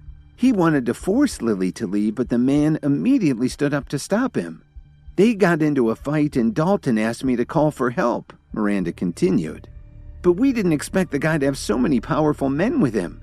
By the time I got back to the hotel, Dalton had been left in the street half dead," Miranda said as she wiped her tears. Now that he knew what had happened, Kevin got a determined look on his face and pulled out his phone to call Rachel. "Kevin, what's going on?" Rachel asked guiltily. "Do you know what happened at the hotel this evening?" Kevin asked her very calmly. Kevin was furious, but it was so deep inside him that it wasn't showing yet in his voice. I know, Rachel answered timidly. "Why didn't you call me right away? Did you forget what I told you?" Kevin asked her curtly. "No, I'm sorry, Kevin. I was just thinking about your safety. The man who was having dinner with Lily this evening was Nolan Hill from the Hill family in Detroit. I understand," Kevin replied as he hung up the phone before Rachel could finish what she was saying. "Have you heard of the Hill family in Detroit?" Kevin asked Miranda. "I've heard of them," she answered as she took a few deep breaths to try to control her emotions. "They got where they are with a lot of hard work, but they're also developing their physical strength. They have a passionate interest in herbal medicine and the martial arts." "Thanks, I understand," Kevin said as he started to call Lily on the phone. Kevin decided to call her because the whole thing had started as a result of her bad decision. "So, you're out of prison?" Lily asked him coldly. Kevin didn't feel like explaining what had happened with the Myriads and Officer Emmett, so he ignored her question and got straight to the point. "What happened at the hotel? Why didn't you listen to Dalton?" "Why should I listen to him? I was just eating with one of my fans. Dalton's the one who started the fight, and he only has himself to blame for getting beaten up," Lily said uneasily. She thought that Kevin had just gotten out of prison and was only calling to criticize her. She wondered if Kevin felt that Dalton was more important to him than she was. "Do you know that because of your gullibility, Dalton almost lost his life? He's still in a coma," Kevin said as he gritted his teeth. "Whether you are with that man or not, you must come to the hospital immediately." "Why should I pay attention to you? Listen, Kevin, we're finished. I have my own life now. Don't call me again." Lily hung up the phone after she finished speaking. Kevin was so angry that he almost crushed his phone in his hand. He turned around and started to head out of the hospital room. "Kevin, what are you going to do?" Miranda asked him. "Don't worry, Miranda.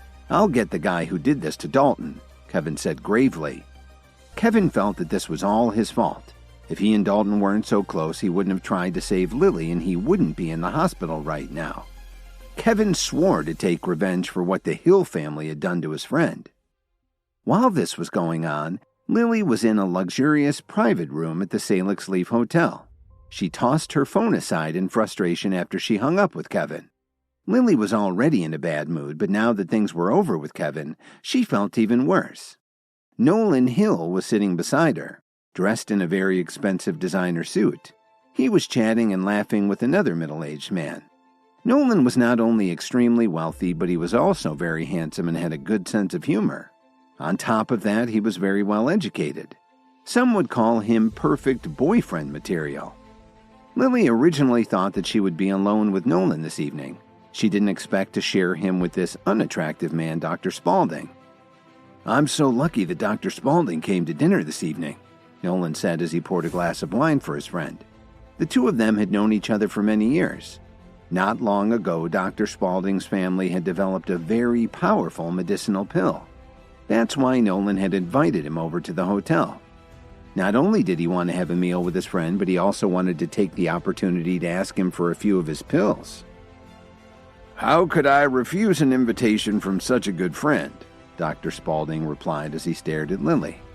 After having a few more glasses of wine, Nolan decided to change the subject. "I heard that you may have access to a medicinal pill that could help me get past a sticking point in my training." "That's true," Dr. Spaulding replied, "but it took a lot of effort. We even had to find an apothecary to help us develop it."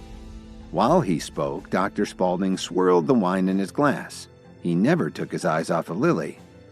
"I wonder what I might have to do to get one," Nolan asked. He still hadn't picked up on Dr. Spaulding's intentions. "Seriously, Nolan? How could I let a few medicinal pills get in the way of our friendship?" The whole time Dr. Spaulding was talking, he was giving Lily a lewd smile. "It's just that I've been alone for quite a while. Would you be willing to let me spend some time with this beautiful creature?"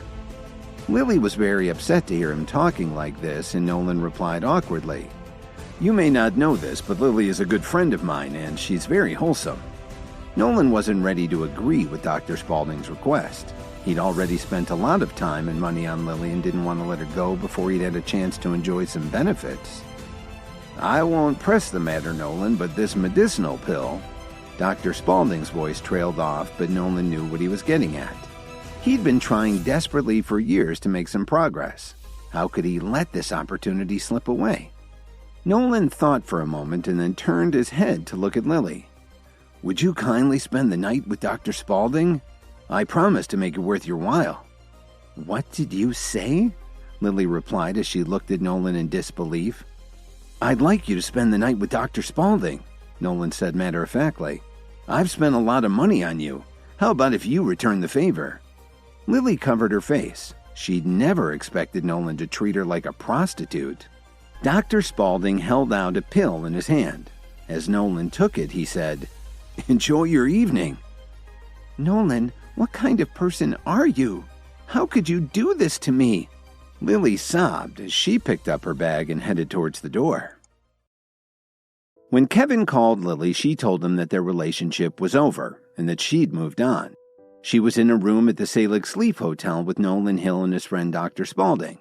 Then Nolan shocked her by offering Lily to his friend in exchange for a powerful herbal pill. She refused and got up to leave. But a second later, Dr. Spaulding grabbed her from behind. "Let me go," Lily said as she struggled to turn around. Then she gave Dr. Spaulding a slap on the cheek. Surprisingly, this didn't make the man angry. In fact, he started to smile lasciviously. "I didn't expect you to have so much fire. It just so happens that I like women with passion. I find it exciting." "Let me go right now," Lily shouted as she shoved him away. Just then, the door burst open with a powerful kick. "Who the hell are you? How dare you interrupt us? Get out of here!" Nolan growled as he got up from his chair. Lily's face lit up when she saw who had charged into the room. She ran toward the door and yelled, "Kevin, please save me." "So you're the famous Kevin I've heard so much about." Nolan sneered as he slowly walked to the door. "Was Dalton Steele a friend of yours? I'm pleased to tell you that he's done for. He'll never cause anyone any problems for the rest of his miserable life." Dr. Spaulding was distracted by Kevin's explosive entrance and forgot about his sinister plans for Lily. Then Lily quickly ran behind Kevin and said weakly, "Kevin, Let's get out of here. You can't risk getting them angry." "And you're Nolan?" Kevin growled. "Now that you know who I am, why don't you get the hell out of here?" Nolan shouted as he looked at Kevin with disdain. "Not only will I not get the hell out of here, but I also have news for you. You'll never get out of Chicago safe and sound," Kevin said coldly. "Kevin, what are you talking about? This isn't a game. These guys are serious," Lily warned him. Lily thought that they still had a chance to escape, even though it was very unlikely. But if Kevin angered Nolan, they would definitely not be able to leave. She knew that Kevin was very good at fighting, but even Dalton had been badly beaten by Nolan and his men. She had no idea how Kevin would be able to stop all of them by himself.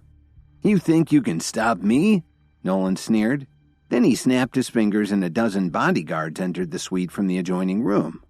The blood rushed from Lily's face when she saw them come in.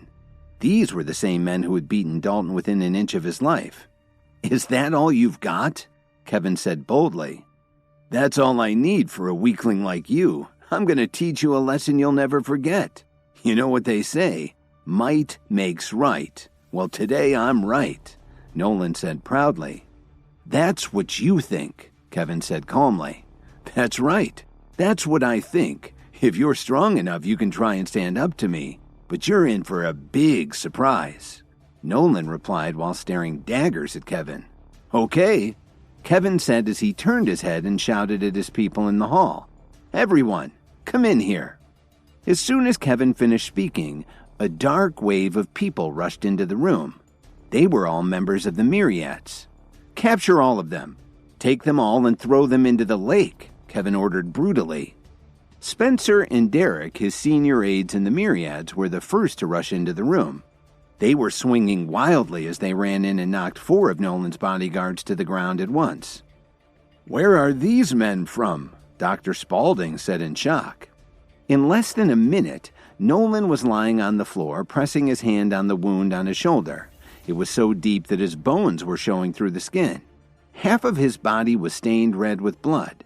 His bodyguards had been beaten until they were half dead. The Myriads were busy picking them up and carrying them out of the hotel. Dr. Spaulding, on the other hand, was lying in a corner barely breathing. "Don't let this get out of hand. You've gotten the wrong idea. Lily and I are just good friends," Nolan stammered as he struggled to keep from passing out. "My brother is still lying in the hospital and hasn't come out of his coma yet. And you have the nerve to tell me not to let this get out of hand?" Kevin roared as he put his foot on Nolan's chest, almost breaking his sternum. "You said that might makes right. Well, it looks like I'm stronger than you and I have more men. Does that make you a weakling?" Kevin asked mockingly. "Yes," Nolan gritted his teeth and reluctantly answered. "You need to call the head of your family right now and ask them to apologize to Norman Steele personally," Kevin said sternly. "Yes, I'll do it." Nolan was in no position to argue. He was so badly beaten that he was afraid Kevin would kill him and have him thrown in the lake if he didn't do what he said. A couple of minutes later, Nolan called his grandfather and told him everything. "My grandfather wants to talk to you," Nolan said as he handed his phone to Kevin. His eyes were filled with resentment. For one thing, he'd never been stepped on by anyone before. Once he got back to Detroit, he swore to find a way to kill Kevin. When Kevin took the phone, before he could say anything, he heard a deep voice telling him, "Don't push this too far. You need to stop before this gets out of hand." Nolan's grandfather, Dale Hill, said carefully, "My grandson has already been punished. It's time for you to put a stop to this." "It's not that easy. Your grandson broke every bone in my brother's body.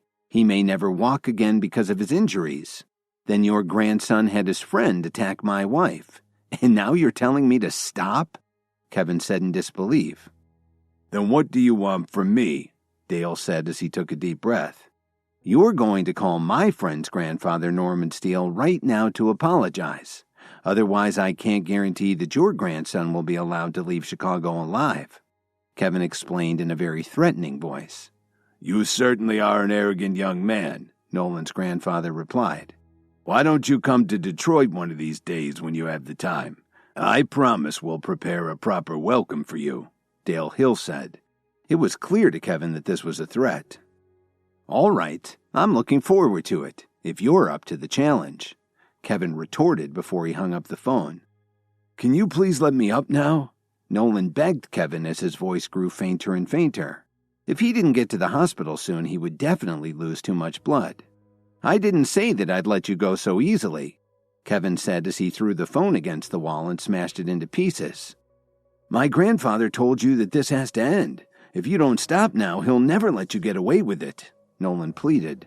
"I'm not too worried about that," Kevin sneered as he pulled out the night dagger.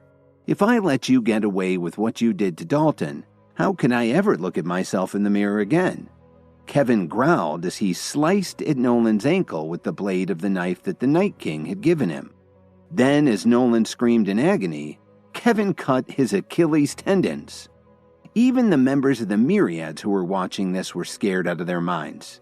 They couldn't help but think that, although Kevin looked polite and peaceful on the outside, he could be quite vicious. Finally, Kevin turned to the men and said, "Take him outside and throw him into the lake." "Yes, sir," the men responded. They were looking at Kevin differently now. There was no need for Kevin to clean the blood off his dagger. It had been forged in a way that kept anything from adhering to it. After he left the room, Kevin headed to the Salix Leaf Hotel's underground garage. By now, Lily was already waiting for him there. He didn't even greet her as he walked to his car to drive away. "Kevin, listen to me. I know I was wrong. Please forgive me," Lily begged as she suddenly grabbed his arm. "What's the use of knowing you were wrong? Will that help Dalton heal from his injuries?" Kevin said as he pushed Lily away forcefully. "Kevin, please don't go. I admit I was wrong, but I couldn't help it. I was banished from the Jones family and had no choice but to find work. The online show was all I could find. If Nolan hadn't given me all that money, I never would have met with him," Lily sobbed. "How much did he pay you?" "I'll bet it wasn't even a tenth of what I gave you," Kevin replied expressionlessly. "How could you give me any money? Didn't you get locked up because you'd beat someone up? Didn't you just get out of jail today?" Lily asked in disbelief. Kevin took a deep breath and asked her, "Is one of your online fans called Mighty Moose?" Lily was stunned when she heard that. Could her top admirer have been Kevin? When she thought about this, Lily's body quivered. She opened her mouth to speak but didn't know what to say. Just as Kevin was about to open the car door, Lily grabbed his arm again. "I was wrong. I was really wrong. Please don't leave me." Kevin sighed. "We've been married for all these years, but you have no idea what I've been secretly doing for you. I ordered Williams Media to give you Brittany's account, and it was me who told Tyler Dawn to give you the Jones family's majority shares. I even bought you the Dream Lover necklace you wanted so much, but what have you done for me?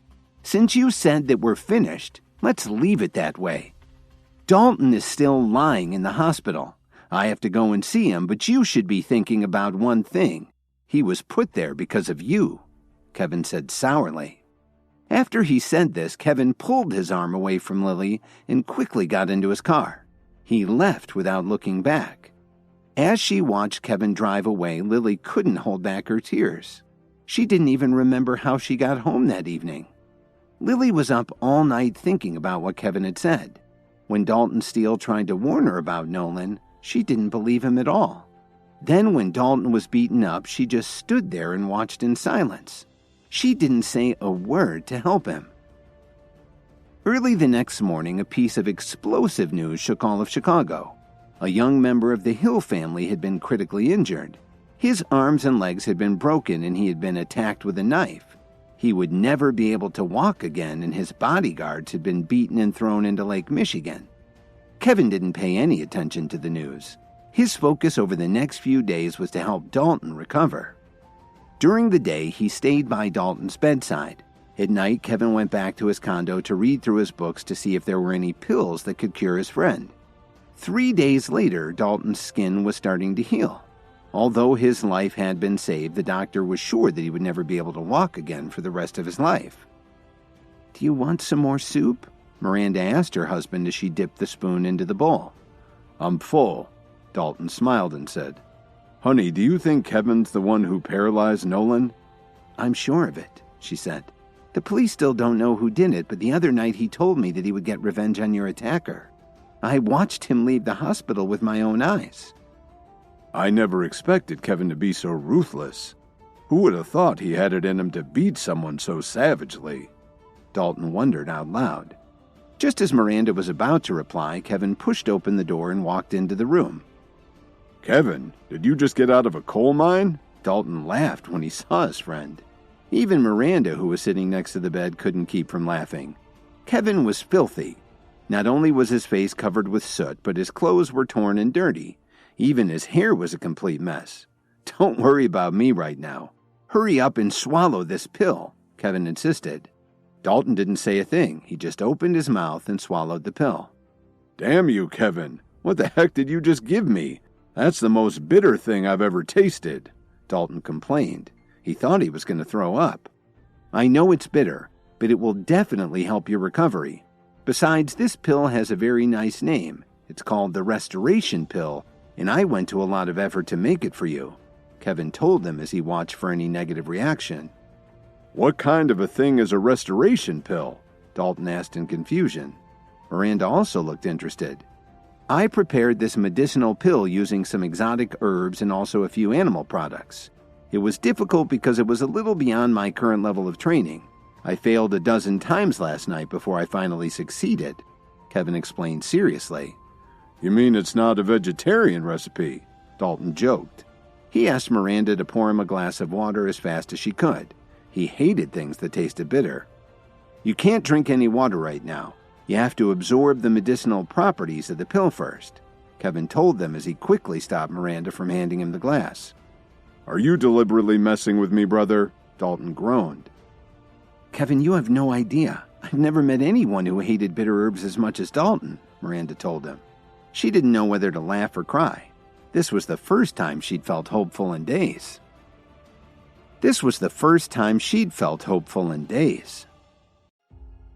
After Kevin defeated Nolan Hill and his men, he spent his days visiting Dalton at the hospital. He worked tirelessly throughout each night trying to make a restoration pill to help him heal from his injuries. The pill was incredibly bitter, but Dalton couldn't drink any water until the medicine had been absorbed into his body. That's fine. He'll be able to eat soon, Kevin said to Miranda with a smile. According to his research, the biggest effect of the restoration pill was to reconnect bones and tendons. The growth in his connective tissue would be generated starting at the DNA level. It was ideal for Dalton's current condition. After a few minutes, Dalton's expression suddenly became strange, and then he sat up in his bed. Dalton, you're... Miranda covered her mouth in surprise and looked at her husband in disbelief. The doctor had assured Miranda that her husband's tendons couldn't be connected again, even with surgery. So Miranda had been sitting by her husband's bedside for the past few days praying for a miracle. When Kevin gave him the restoration pill, she finally had some hope. Honey, my hands and feet are tingling.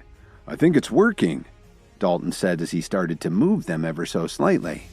Will I really be healed? Dalton asked in disbelief as he looked at his friend. Kevin, this pill you gave me is like magic. I think it's going to work. You were injured because of me. Did you think I wouldn't move heaven and earth to help you? Kevin reassured him. There's no need for brothers to thank each other, but you know how grateful I am, Dalton said very sincerely. Miranda looked at her husband and was afraid that it would all turn out to be a dream. She couldn't stop crying. With all she knew about Dalton's condition, this couldn't possibly be real. Even the best medical specialist didn't know how to help him. How could he be recovering simply because of Kevin's medicinal pill? Kevin, we should go celebrate, Dalton said excitedly. First, you need to recover a little bit more. It'll take some time for you to get back full use of your arms and legs, Kevin explained. But I guarantee that your physical therapy will go by pretty quickly. Miranda agreed. Yes, we should schedule that right away. But first, we should go visit your grandfather. He's been so worried about you for the past few days that he hasn't been able to eat or drink. Okay. Let's go to Grandpa's and toast Kevin, Dalton said excitedly. Kevin and Miranda looked at each other when they heard him say this. They both shook their heads helplessly. By 6 o'clock in the evening, they'd arrived at the Steele family's mansion. Norman Steele sat at the head of the table. Dalton was temporarily in a wheelchair until he could walk without assistance. Kevin sat next to him, and Dalton's cousins were also at the table. One of them was Rain Steele and the other was Blanca. They had decided to hurry back to the mansion to see Dalton once they'd heard that he was out of the hospital. They were both dressed in beautiful outfits, but when they saw Kevin, they didn't seem very happy. For one thing, Rain and Blanca both knew that their cousin had been injured because of Kevin. They took an instant dislike to him and didn't like the way he was dressed either. They didn't understand how their cousin had become such good friends with someone like this. But Kevin, who was used to being looked down upon by others, didn't care at all. He just kept drinking and chatting with Dalton and his grandfather. "I'm sure you'll be completely recovered soon, my boy," Norman said with a smile. "And your timing couldn't be better. It just so happens that the Chicago School for the Natural Healing Arts will open in just a few days. I want you to go there with your cousins." Norman had always had high expectations for Dalton, and he sincerely believed in his grandson's talent. As long as he got into the healing arts school, he would definitely surpass his peers, and in the future, he would be able to lead the Steele family to great success. On top of that, if Dalton got recognition by the school's directors, then the entire Steele family would benefit from it. "Grandpa, if I go there, what will happen to the family business?" Dalton asked worriedly. He knew that his grandfather had been retired for many years. It would be impossible for Dalton to handle the family's business and go to school at the same time. "Don't worry about it. Miranda can take care of that. She still has some things to learn, but I can help her keep up with that," Norman said casually. Dalton nodded his head in agreement. His grandfather was very highly respected in Chicago, and as long as he was around for guidance, they would be okay. "Kevin, do you want to join me?" Dalton suddenly asked. "Are you kidding? I wouldn't miss it for the world," Kevin said with a smile. Not only did he plan to enter the School for Healing Arts, but he was also going to steal something from them for the Alliance. Just then, Rain blurted out, "Well, not everyone can qualify to get in. Do you have any connections?" "What are you talking about?" Dalton replied unhappily. He couldn't bear to see anyone looking down on Kevin, even if it was his cousin. "Dalton, why are you helping outsiders?" Rain pouted as she looked at Miranda and asked her, "Are you going to let him bully me?" "I'm not worried about that. Your cousin and Kevin have been very good friends for a long time," Miranda responded helplessly. "I don't care about that. Just look at how tattered his clothes are. Even if he got into the school, he'd only be considered an ordinary student. I'll bet they'd drop him in less than a year," Rain declared. Just yesterday, the School for the Healing Arts had announced its list of rules. 2 of them were to be followed very strictly. Just yesterday, the School for the Healing Arts had announced its list of rules. 2 of them were to be followed very strictly. The first was that applicants had to belong to a prestigious Chicago family. Moreover, each family could only present 3 applicants. This wasn't to discriminate against the poor. It was because the process of development through herbal medicine was very expensive. The ingredients and equipment alone were extremely costly, and ordinary people simply couldn't afford them. The second rule was that the school was a 4-year program of intensive study. Every year there would be a final exam which consisted of various projects. Some of the final projects were to be done in groups, and others were based on individual work. If someone didn't complete the final exam and do well on it, they would be dismissed from the program. "You can get in, can't you, Kevin?" Dalton asked worriedly. "No problem, my friend. I promise I'll be there with you," Kevin said confidently. He just needed to ask Miss Wilson to use Williams Media to give him a name, so that wouldn't be an issue. As for Rain's mockery, he didn't take it to heart at all. "All right, I'll see you there," Dalton said as he slowly raised his wine glass and clinked it with Kevin's. He still had some difficulty with his movements, but he was feeling a lot better. "By the way, Dalton, I have something for you," Kevin announced as he reached into his pocket and pulled out an herbal pill. Norman Steele was shocked and asked him, "Kevin, have you been training as an apothecary?" Kevin didn't realize that Dalton's grandfather would be so perceptive. He was still trying to keep his training with the Night King a secret. I just dabble in it, Kevin said modestly. Everyone at the table gasped when they heard this, especially Norman, who was very impressed. He knew that being an apothecary was an extremely difficult thing. Not only did it require talent, but it also demanded a large amount of money, especially if you were trying to develop your own power at the same time. But the effort could also bring unexpected benefits. It wasn't just your own strength that you could develop. The most important thing was the effect on someone's lifespan from the changes that the herbal concoctions brought about, beyond the cellular level and even down to DNA repair. With constant maintenance, there was no telling how long someone could live. Norman couldn't believe that Kevin had reached this kind of level at such an early age. He wondered what he might be able to achieve in the future. It seems like Dalton has really made a good friend. If our family can align with him and get his protection, we'll definitely thrive, Norman thought to himself. Not bad, Kevin. I had no idea you'd made such progress. Why didn't you tell me? Dalton exclaimed after recovering from his shock. Well, you never asked me before, Kevin said nonchalantly. Dalton's cousin Rain was so embarrassed that she wished she could run out of the room. She'd been trying for years to improve her mind and body with training in herbal remedies, but she knew that she would never be able to reach Kevin's level, even if she kept at it for the rest of her life. She realized that she shouldn't have been ridiculing him. Just as Norman was about to raise his glass, Kevin suddenly patted Dalton on the shoulder. "Dalton, take this pill," Kevin said as he handed him the power pill that he just pulled out of his pocket. It's not another restoration pill, is it? I still haven't gotten the taste out of my mouth, Dalton asked him cautiously. Before Kevin could respond, Blanca interrupted him. "Don't take it, Dalton. He may be an apothecary, but just look at how he's dressed. He can't possibly have any skill." As soon as she finished speaking, her grandfather scolded her. "Shut up, Blanca. You have no idea what you're talking about." Norman had had a lot of life experience and saw qualities in Kevin that his granddaughter didn't. He could tell that Kevin was the kind of person who just didn't care about wealth. Otherwise, Kevin would have used his abilities to worm his way into a lot of rich families just for the money. "This might be a great opportunity for us," Norman thought as he looked at Kevin. "So, Kevin, what the hell is this thing?" Dalton asked. "If you don't want to take it, that's okay. I'm sure I could sell it for a few bucks," Kevin said as he reached out to take back the power pill. "Hold on. I wonder if you wouldn't mind letting me take a look at it," Norman asked as he looked at the pill excitedly. "Be my guest," Kevin said very respectfully. He took the power pill and put it in Norman's hand. After looking at it carefully for a few minutes, Norman suddenly got very enthusiastic. His grandchildren could see that his hand was starting to tremble a little. They were surprised to see this sort of behavior from their grandfather. He was usually very calm and composed. "Kevin, is this really a power pill?" Norman stammered. "I thought you might know what it is," Kevin complimented him. "You really think that's a power pill?" Blanca asked in astonishment.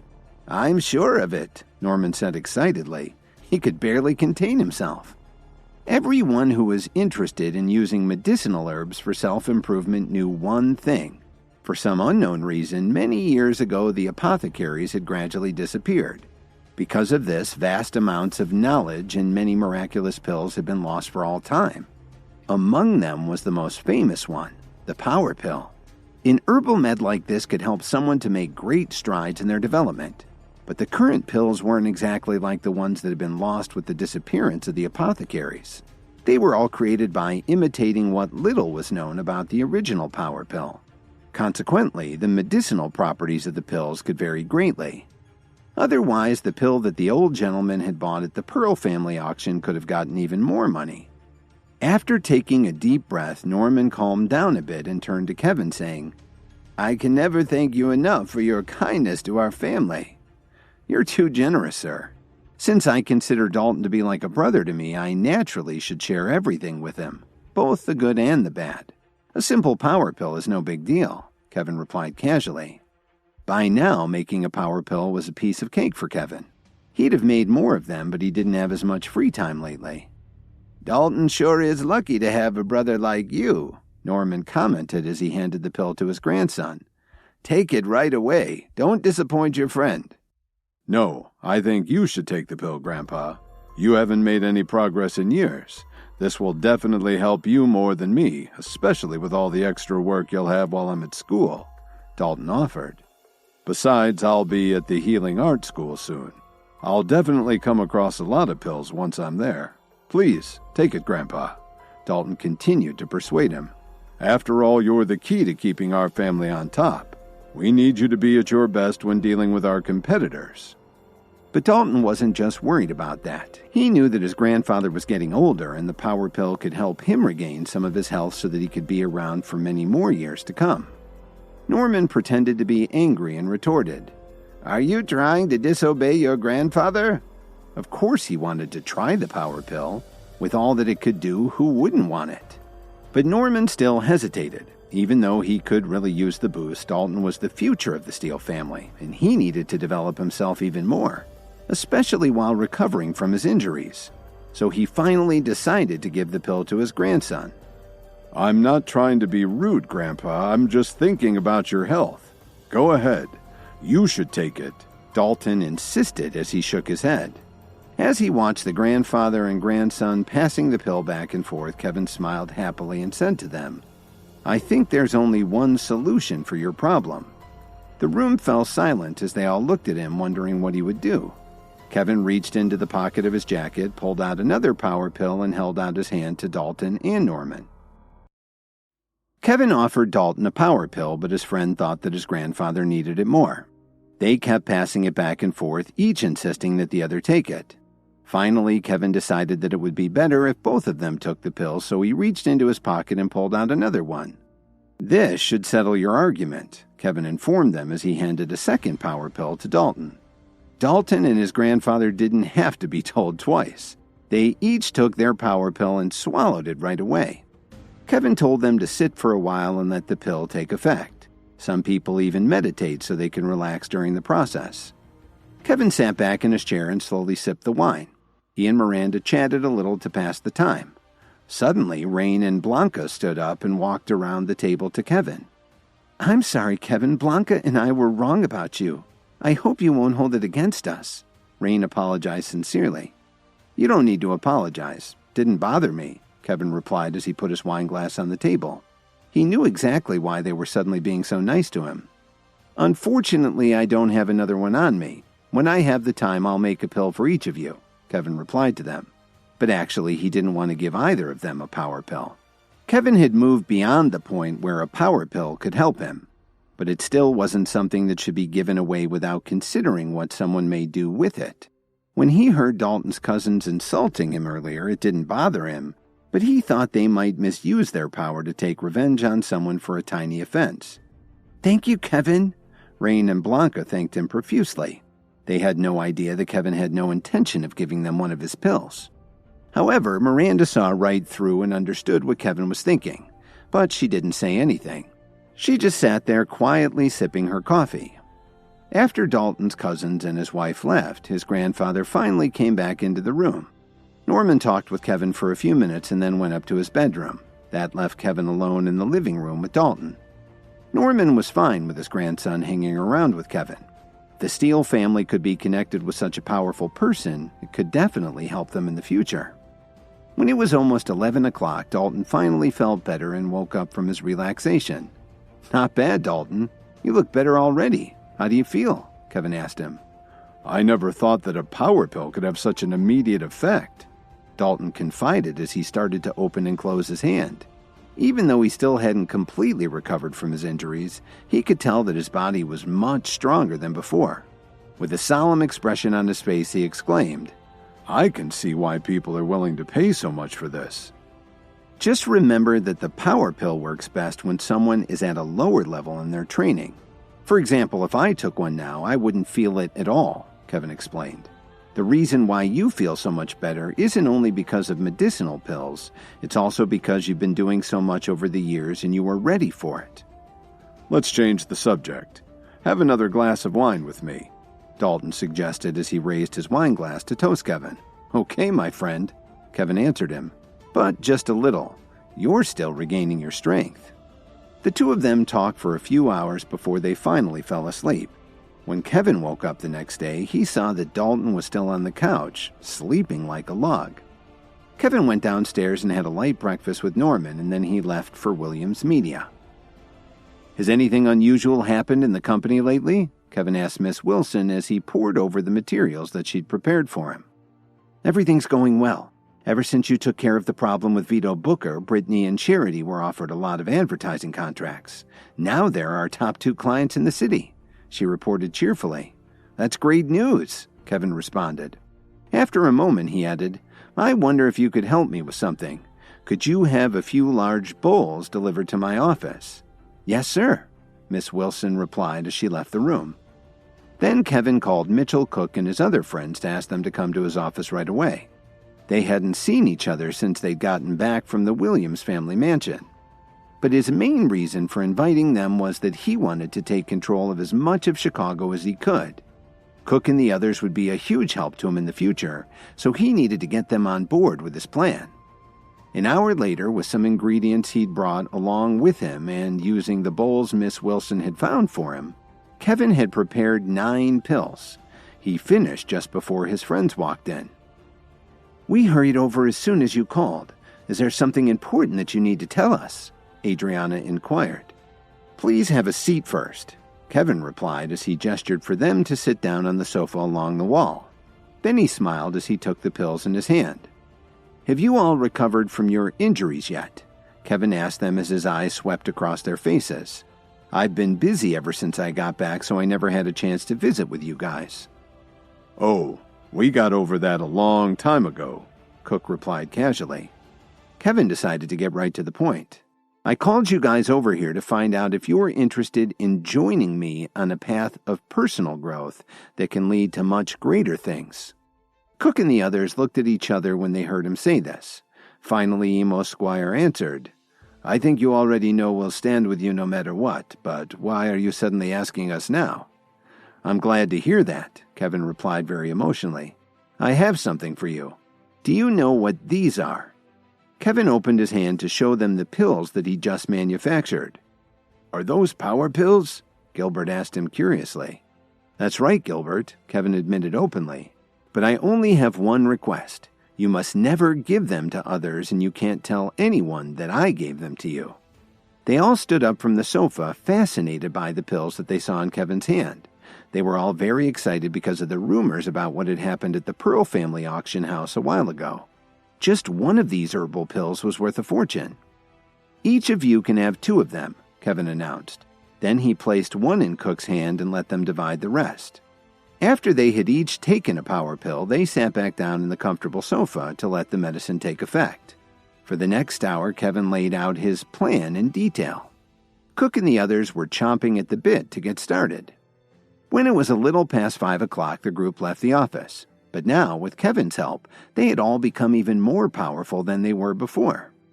Kevin stood at his office window and looked out at the streets below, thinking to himself, "We've finally taken the first step in taking back this city." The next day went by very quickly. With great fanfare and with all of the city's most important political figures in attendance, the Chicago School for the Natural Healing Arts officially opened its doors. More than 1,000 people had already gathered on the campus. The new students were all checking each other out, trying to figure out who would be the most popular. Some of them were wondering what the ratio of male to female students was. The serious students were simply excited to get started on their training. Suddenly, there was a lot of commotion in the crowd. A bright red Ferrari SP3 pulled up. This got everyone talking. Some of them knew that the car cost at least $2 million and could reach 60 miles per hour in less than 3 seconds. They were all wondering who would step out. Sherwin Blair and Officer Emmett got out of the car with big smiles on their faces. Blair blew a kiss to a group of young women, which got him a lot of looks, including a disappointed frown from his fiancée, Officer Emmett. He enjoyed being the center of attention, so he'd bought the car just the evening before. Blair was putting on quite a show. But before he had a chance to revel in all the attention, someone else caused an even bigger stir in the crowd. Under the escort of 2 Bentley Flying Spurs, a vintage Aston Martin DB5 screeched to a stop in front of the main building. A handsome man got out of the car and attracted way more attention than Blair had. Just about everyone knew that it was Wade Bennett. He was a famous race car driver, and the 3 cars that had just pulled up were worth more than some people earn in a lifetime if they're lucky. While everyone was admiring his fancy rides, a string of black Mercedes sedans started pouring onto the campus. Fortunately, the school had decided to open in the suburbs instead of downtown, or the traffic congestion would have been a nightmare, even by Chicago standards. Soon, a large group of bodyguards wearing black suits stepped out of the cars and started to gesture to the crowd to clear a path. Everyone was wondering who was about to arrive. After all, the students were all from rich families, but this was on another level. While they were all trying to guess who it would be, a bright green Lamborghini Countach rumbled to a stop at the space that the bodyguards had opened up. A few of them quickly walked over and opened the door, and a beautiful woman in a fiery red dress stepped out gracefully. The students couldn't believe they'd be going to the same school as Penny Sutherland. She was from the richest family in the Midwest. The Sutherland family had businesses and factories in every city for hundreds of miles. They also had quite an impressive history in both business and politics. This wasn't surprising because they'd been working on their personal development for years. It made sense for them to send one of their children to the school so they could keep their competitive edge. Suddenly, everyone heard a loud noise in the sky. They all turned and looked up to see 3 private helicopters flying in formation. They landed right in the middle of the soccer field, and when they shut off their engines, a group of new students stepped out. It was an impressive sight. Then a distinguished-looking middle-aged man stepped up to the podium that had been placed on the steps of the main building. He tapped the microphone and spoke to the new class. First of all, I'm very happy that you've all chosen to begin your studies at our fine school. Please keep in mind that we have strict rules on behavior, and if they aren't followed to the letter, you risk expulsion. After he finished speaking, some school officials went up to the students who had arrived by helicopter and escorted them off the campus. Next, the students were divided into 4 groups that split up to the north, south, east, and west. They had all received text informing them of their group assignments and a link to their schedule. As they were all filing into the buildings for their orientation classes, Kevin pulled up and parked in a visitor spot. Kevin, you're the slowest driver I've ever seen. How can you get someplace late in a Pagani Roadster? Dalton teased Kevin. Why don't you drive next time? Anyway, it was your idea to take the Dan Ryan Expressway, Kevin snapped back. Of course they'd been stuck in a traffic jam on the way there. A ride that should have taken a little over half an hour dragged on for almost 2 hours. The school had been granted a piece of land in the suburbs many years before, but it had taken a long time for the construction to be completed. That's a lot of people, Kevin commented as he looked at the enormous crowd filing into the buildings. He was tempted to turn around and leave. Damn it, look at them all. I think they've already divided everyone up into classes. Come on, Kevin, let's go take a look, Dalton said as he patted his buddy on the shoulder. Just look at them all squeezing in there. Why don't we wait until they're all gone before we go and take a look? Kevin had no intention of going in right now. Then he added, anyway, the first day is just going to be orientation. Classes don't officially start until tomorrow. Come on, let's join them, Dalton said as he slowly got out of the car. His tendons had already healed enough so that he was able to get by with just a cane. He took Kevin by the elbow and headed towards the crowd. When they got closer, they checked their smartphones and found out which way they needed to go first. After standing in line for a long time, Kevin and Dalton finally got to see the inside of a classroom. Hey, Kevin, it looks like we're in the same classes, Dalton said happily as he slapped him on the back. It's going to be a lot of work. Let's see how excited you are by the end of the semester, Kevin said calmly. What Kevin didn't tell his friend that he was picking up on a lot of very strong vibes, and it really had him concerned. When Kevin and Dalton arrived on campus for orientation at the Chicago School of the Healing Arts, they were a little late. They hurried over to their assigned building to join the rest of their orientation group. Thanks to Kevin's restoration pill, Dalton was recovering well, but he was still a little unsteady on his feet. As Kevin looked around at all the staff members, he wondered, How the hell am I supposed to steal that formula when there are so many powerful people here? Could the director be deliberately setting me up? Just then, a familiar voice drew his attention away from his distressing thoughts. It was Lily walking up to him and calling his name excitedly. "I knew you'd be here," Lily exclaimed as she took Kevin by the arm and whispered in his ear. "Kevin, please don't be angry with me. I know I messed up, but I promise I'll never do anything like that again." Kevin didn't answer her. He just gave her a cold stare. "Hi, Lily. I didn't expect you to be here, too. What a happy coincidence," Dalton remarked as he gave her a big smile. "Dalton Steele? Are you feeling better now?" Lily asked him in shock. The last time she'd laid eyes on Dalton was after Nolan and his men had beaten him up. She'd never expected that he would recover so quickly. "I'm doing a lot better. With the help of the pill Kevin gave me, I'm almost fully recovered," Dalton replied as he flexed his arms. Not only did the restoration pill cure his injuries to his arms and legs, it also helped heal all his scars. "I'm so sorry, Dalton. If it wasn't for me, you wouldn't have ended up in the hospital." Lily lowered her head and said guiltily, "That's okay. No harm done. Look, I'm back on my feet again," Dalton explained to her. "Besides, how could I let my best friend's wife be bullied and not step in, even if it means risking my life?" Lily smiled faintly when she heard him say that, but it upset her to no end to see that Kevin was still ignoring her. Lily had been thinking about a lot of things over the past few days. First of all, how did Kevin suddenly know so many important and powerful people? And how was he able to bring in so many men to help him fight Nolan's bodyguards at the hotel the other day? Plus, she still didn't know why Kevin had been arrested by the police. None of it made any sense to her at all. "Please don't be upset with me, Kevin. How can I convince you that I won't make a mistake like this ever again?" Lily pleaded awkwardly. Kevin pulled his arm away from her. He was really getting angry now. Ever since his family had rejected him a few years ago, Kevin hadn't had any real friends. Everyone thought that he was just a freeloader living off the Jones family's money, and they all looked down on him. Kevin was starting to think that friendship was bullcrap, but ever since he met Dalton, he knew the true meaning of the word brother. However, because of Lily, he'd almost lost his brother, so Kevin really didn't know how to let go of it and move on. Dalton could see that Kevin wasn't happy, so he tactfully stepped aside to give the two of them some privacy. Suddenly, they heard someone nearby mocking Kevin loudly. "Say, isn't that the bum who's been mooching off the Jones family?" Sherwin Blair walked up, holding hands with Officer Emmett. He said to Kevin disdainfully, "Of course. Now you can't sponge off them anymore, can you? Even your wife has been kicked out of the family. How will you ever survive?" "That's enough, Sherwin. I told you not to start any trouble with Kevin."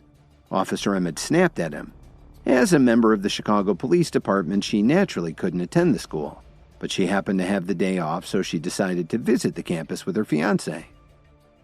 "I can't believe you're still standing up for this trash, Kelly." "Anyway, I'm only telling the truth," Blair said loudly.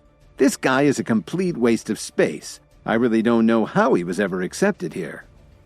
Sherwin's insulting comments attracted the attention of the people around them. By now, a lot of them had already recognized Kevin. After all, he could be considered a kind of celebrity among the Chicago elite because of his reputation in the Jones family over the past few years. They all started to whisper to each other.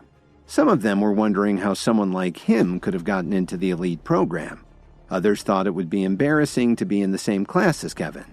What they couldn't figure out was how he had become such good friends with Dalton Steele. Kevin could hear what they were saying, and it ticked him off a little. But he managed to keep his composure and simply replied, "Well, I'm here to go to school. Do you have a problem with that? Kick me out if you think you can do it. Otherwise, just shut your face." "You're so low class. What makes you think you can talk to me like that?" Blair snarled at him. "What's wrong? I know you didn't think much of me, but now we're in the same class, so I guess that means you're low class too," Kevin said with a sneer. "I didn't know you could express yourself so well. But if you think you and I are equals in any way, then—" Blair was about to finish what he was saying when Dalton interrupted him. "Are you done yet?" Dalton barked as he gave him a hard slap on the face. The onlookers were shocked to see their argument turn physical. Blair didn't dare to take Dalton on head-to-head. He stammered, But Dalton, I wasn't talking to you. I was talking about that scum Kevin. Don't you know that Kevin is my brother? Dalton bellowed as he shoved Blair in the chest, knocking him to the ground. The students who were standing around them didn't say a word. After all, Dalton had a nasty reputation and they didn't want to get on his bad side. Seeing that Dalton was about to hit Blair again, Kevin stopped him and reminded him, "Let's not get carried away, Dalton. It's beneath our dignity to fight with someone like this. Let's just teach him a little lesson." Just as Blair was getting up again, Kevin gave him a swift kick in the butt, which sent him rolling over and over on the floor. "I'm sorry, Mr. Blair. I don't know why my leg keeps cramping up lately," Kevin taunted him. "You're playing with fire," Blair growled as he gritted his teeth and glared at Kevin. "What are you gonna do? Run home and tell your mommy?" Dalton jeered as he stared him down. Officer Emmett couldn't take any more of this. She stepped forward and put Blair behind her. Then she warned, "Kevin and Dalton, that's enough. Is that how you behave in a place like this?" Very few people knew that Officer Emmett and Dalton were actually mortal enemies. As far as she was concerned, Dalton was evil incarnate. He'd caused a lot of trouble in Chicago over the years. Since Officer Emmett was part of the crime task force, she dealt with Dalton far more than she wanted. However, Dalton was too smart and he never let Officer Emmett catch him in the act. She was always a step behind him. "Officer Emmett, as a police officer, you shouldn't be biased just because Sherwin's your fiancé. You just saw what happened with your own eyes. Tell me, who was it that went too far?" Kevin retorted unhappily. Kevin knew that Officer Emmett owed him a favor for what he had done to help her infiltrate the Myriads. And he'd assisted her in other ways too, so she knew what kind of man he was. "All right, for Kevin's sake, I won't argue with you right now. If you stay out of my way, I'll stay out of yours," Dalton conceded, but he still gave her a dirty look. Blair covered his face with his hand and struggled to come back to his senses. Dalton's slap had almost knocked him out. Just as Officer Emmett was about to say something else, Kevin had already walked away with Dalton. The school's alert system had just sent out a text to let all the students know that they had to be in their assigned classrooms within 5 minutes. On the way to class, Kevin stopped in the men's room, so he was a minute or so behind Dalton. When he entered the class, Dalton stood up and waved at him to take a seat next to him. "Why are we sitting in the last row?" Kevin asked with a slight frown. "This school's main purpose isn't really book learning. What's more important is talent and seizing opportunities, so there's no point in sitting in the front row," Dalton answered as he put his foot up on the seat in front of him. Just then there was a murmur as the students saw a very striking young woman walk into the room. As they all watched in fascination, Penny Sutherland sat down in the back row. "Geez, Dalton, now I know why you sat way back here," Kevin ribbed his friend as he stared at Penny, who had found a spot just a few seats away from them. "I have my moments," Dalton answered with a broad smile. Dalton was usually careless, but sometimes he could do unexpected things that worked out for him. When he saw that Penny would be in the same class as him, he knew that someone like her wouldn't be interested in interacting with the other students. He figured she'd sit in the last 2 rows. "Smart, Dalton, smart," Kevin remarked as he gave him a thumbs up. Just as the students settled in, the professor walked into the classroom. From her appearance, she looked to be around 27 or 28 years old, and she looked very unapproachable. "Hello, everyone. I'm Professor Grace Murdoch, and I'll be your instructor for the next 4 years," she announced somberly. "The first thing that we need to do is to discuss our rules. There are a lot of very rich students here from some of the city's most prestigious families. That doesn't matter anymore. From now on, you'll only have one identity, and that is the student of the School for the Healing Arts. If you forget that and fall out of line, I'll make sure that you're expelled," she informed them in a very serious tone. "What do you mean by fall out of line?" one of the students blurted out. "If I think my teacher is very good looking, I can ask her out, can't I?" Some people from wealthy families are used to saying things without consequences. This guy still hadn't learned when to keep his mouth closed. Suddenly, Professor Murdoch slammed her book on the desk, and the entire classroom suddenly fell silent. With a very sour look on her face, Professor Murdoch walked over to the person who had disrupted the class and asked him, "What's your name?" "My name is Chase Rogers. Are you free on Friday night?" The young man answered confidently. "The heir to the Chicago hotel chain," Professor Murdoch asked coldly. "That's me," Chase admitted proudly. The Rogers family wasn't quite as well off as the Steele family, but they still were considered to be very wealthy. "Well, Mr. Rogers, you are hereby officially expelled from the School for the Healing Arts," Professor Murdoch informed him in a very dignified tone. "Why are you doing this?" Chase was stunned. "You're a smart aleck and you're disrespectful. Now you can serve as an example to your former classmates." Professor Murdoch explained to him. She didn't have the time or the inclination to deal with nonsense like this. She took Chase's backpack, opened the window, and threw it out. Everyone was stunned when they saw her do this. The look on his face was priceless. Then she turned to Chase and told him, "You can pick up your backpack on your way off campus." Professor Murdoch's expression didn't change at all. She returned to the podium and said to everyone very sternly, "If you listen to me, you'll do well here. I will not put up with any disruptions or lack of respect, either for me or your fellow students. Otherwise, I guarantee that you won't be here very long." Nobody said a word. They just sat quietly, afraid to draw any attention to themselves. "There's one more thing," she continued as she looked from one side of the classroom to the other. "There was a fight on campus a little while ago. That wasn't the best decision for the first day of school."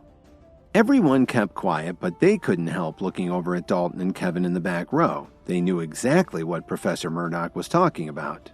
Kevin looked down at his desk, hoping that she wouldn't notice him, but Dalton remained calm. He even looked around as if he didn't know who the professor was talking about. Everyone was wondering what Professor Murdoch would say next.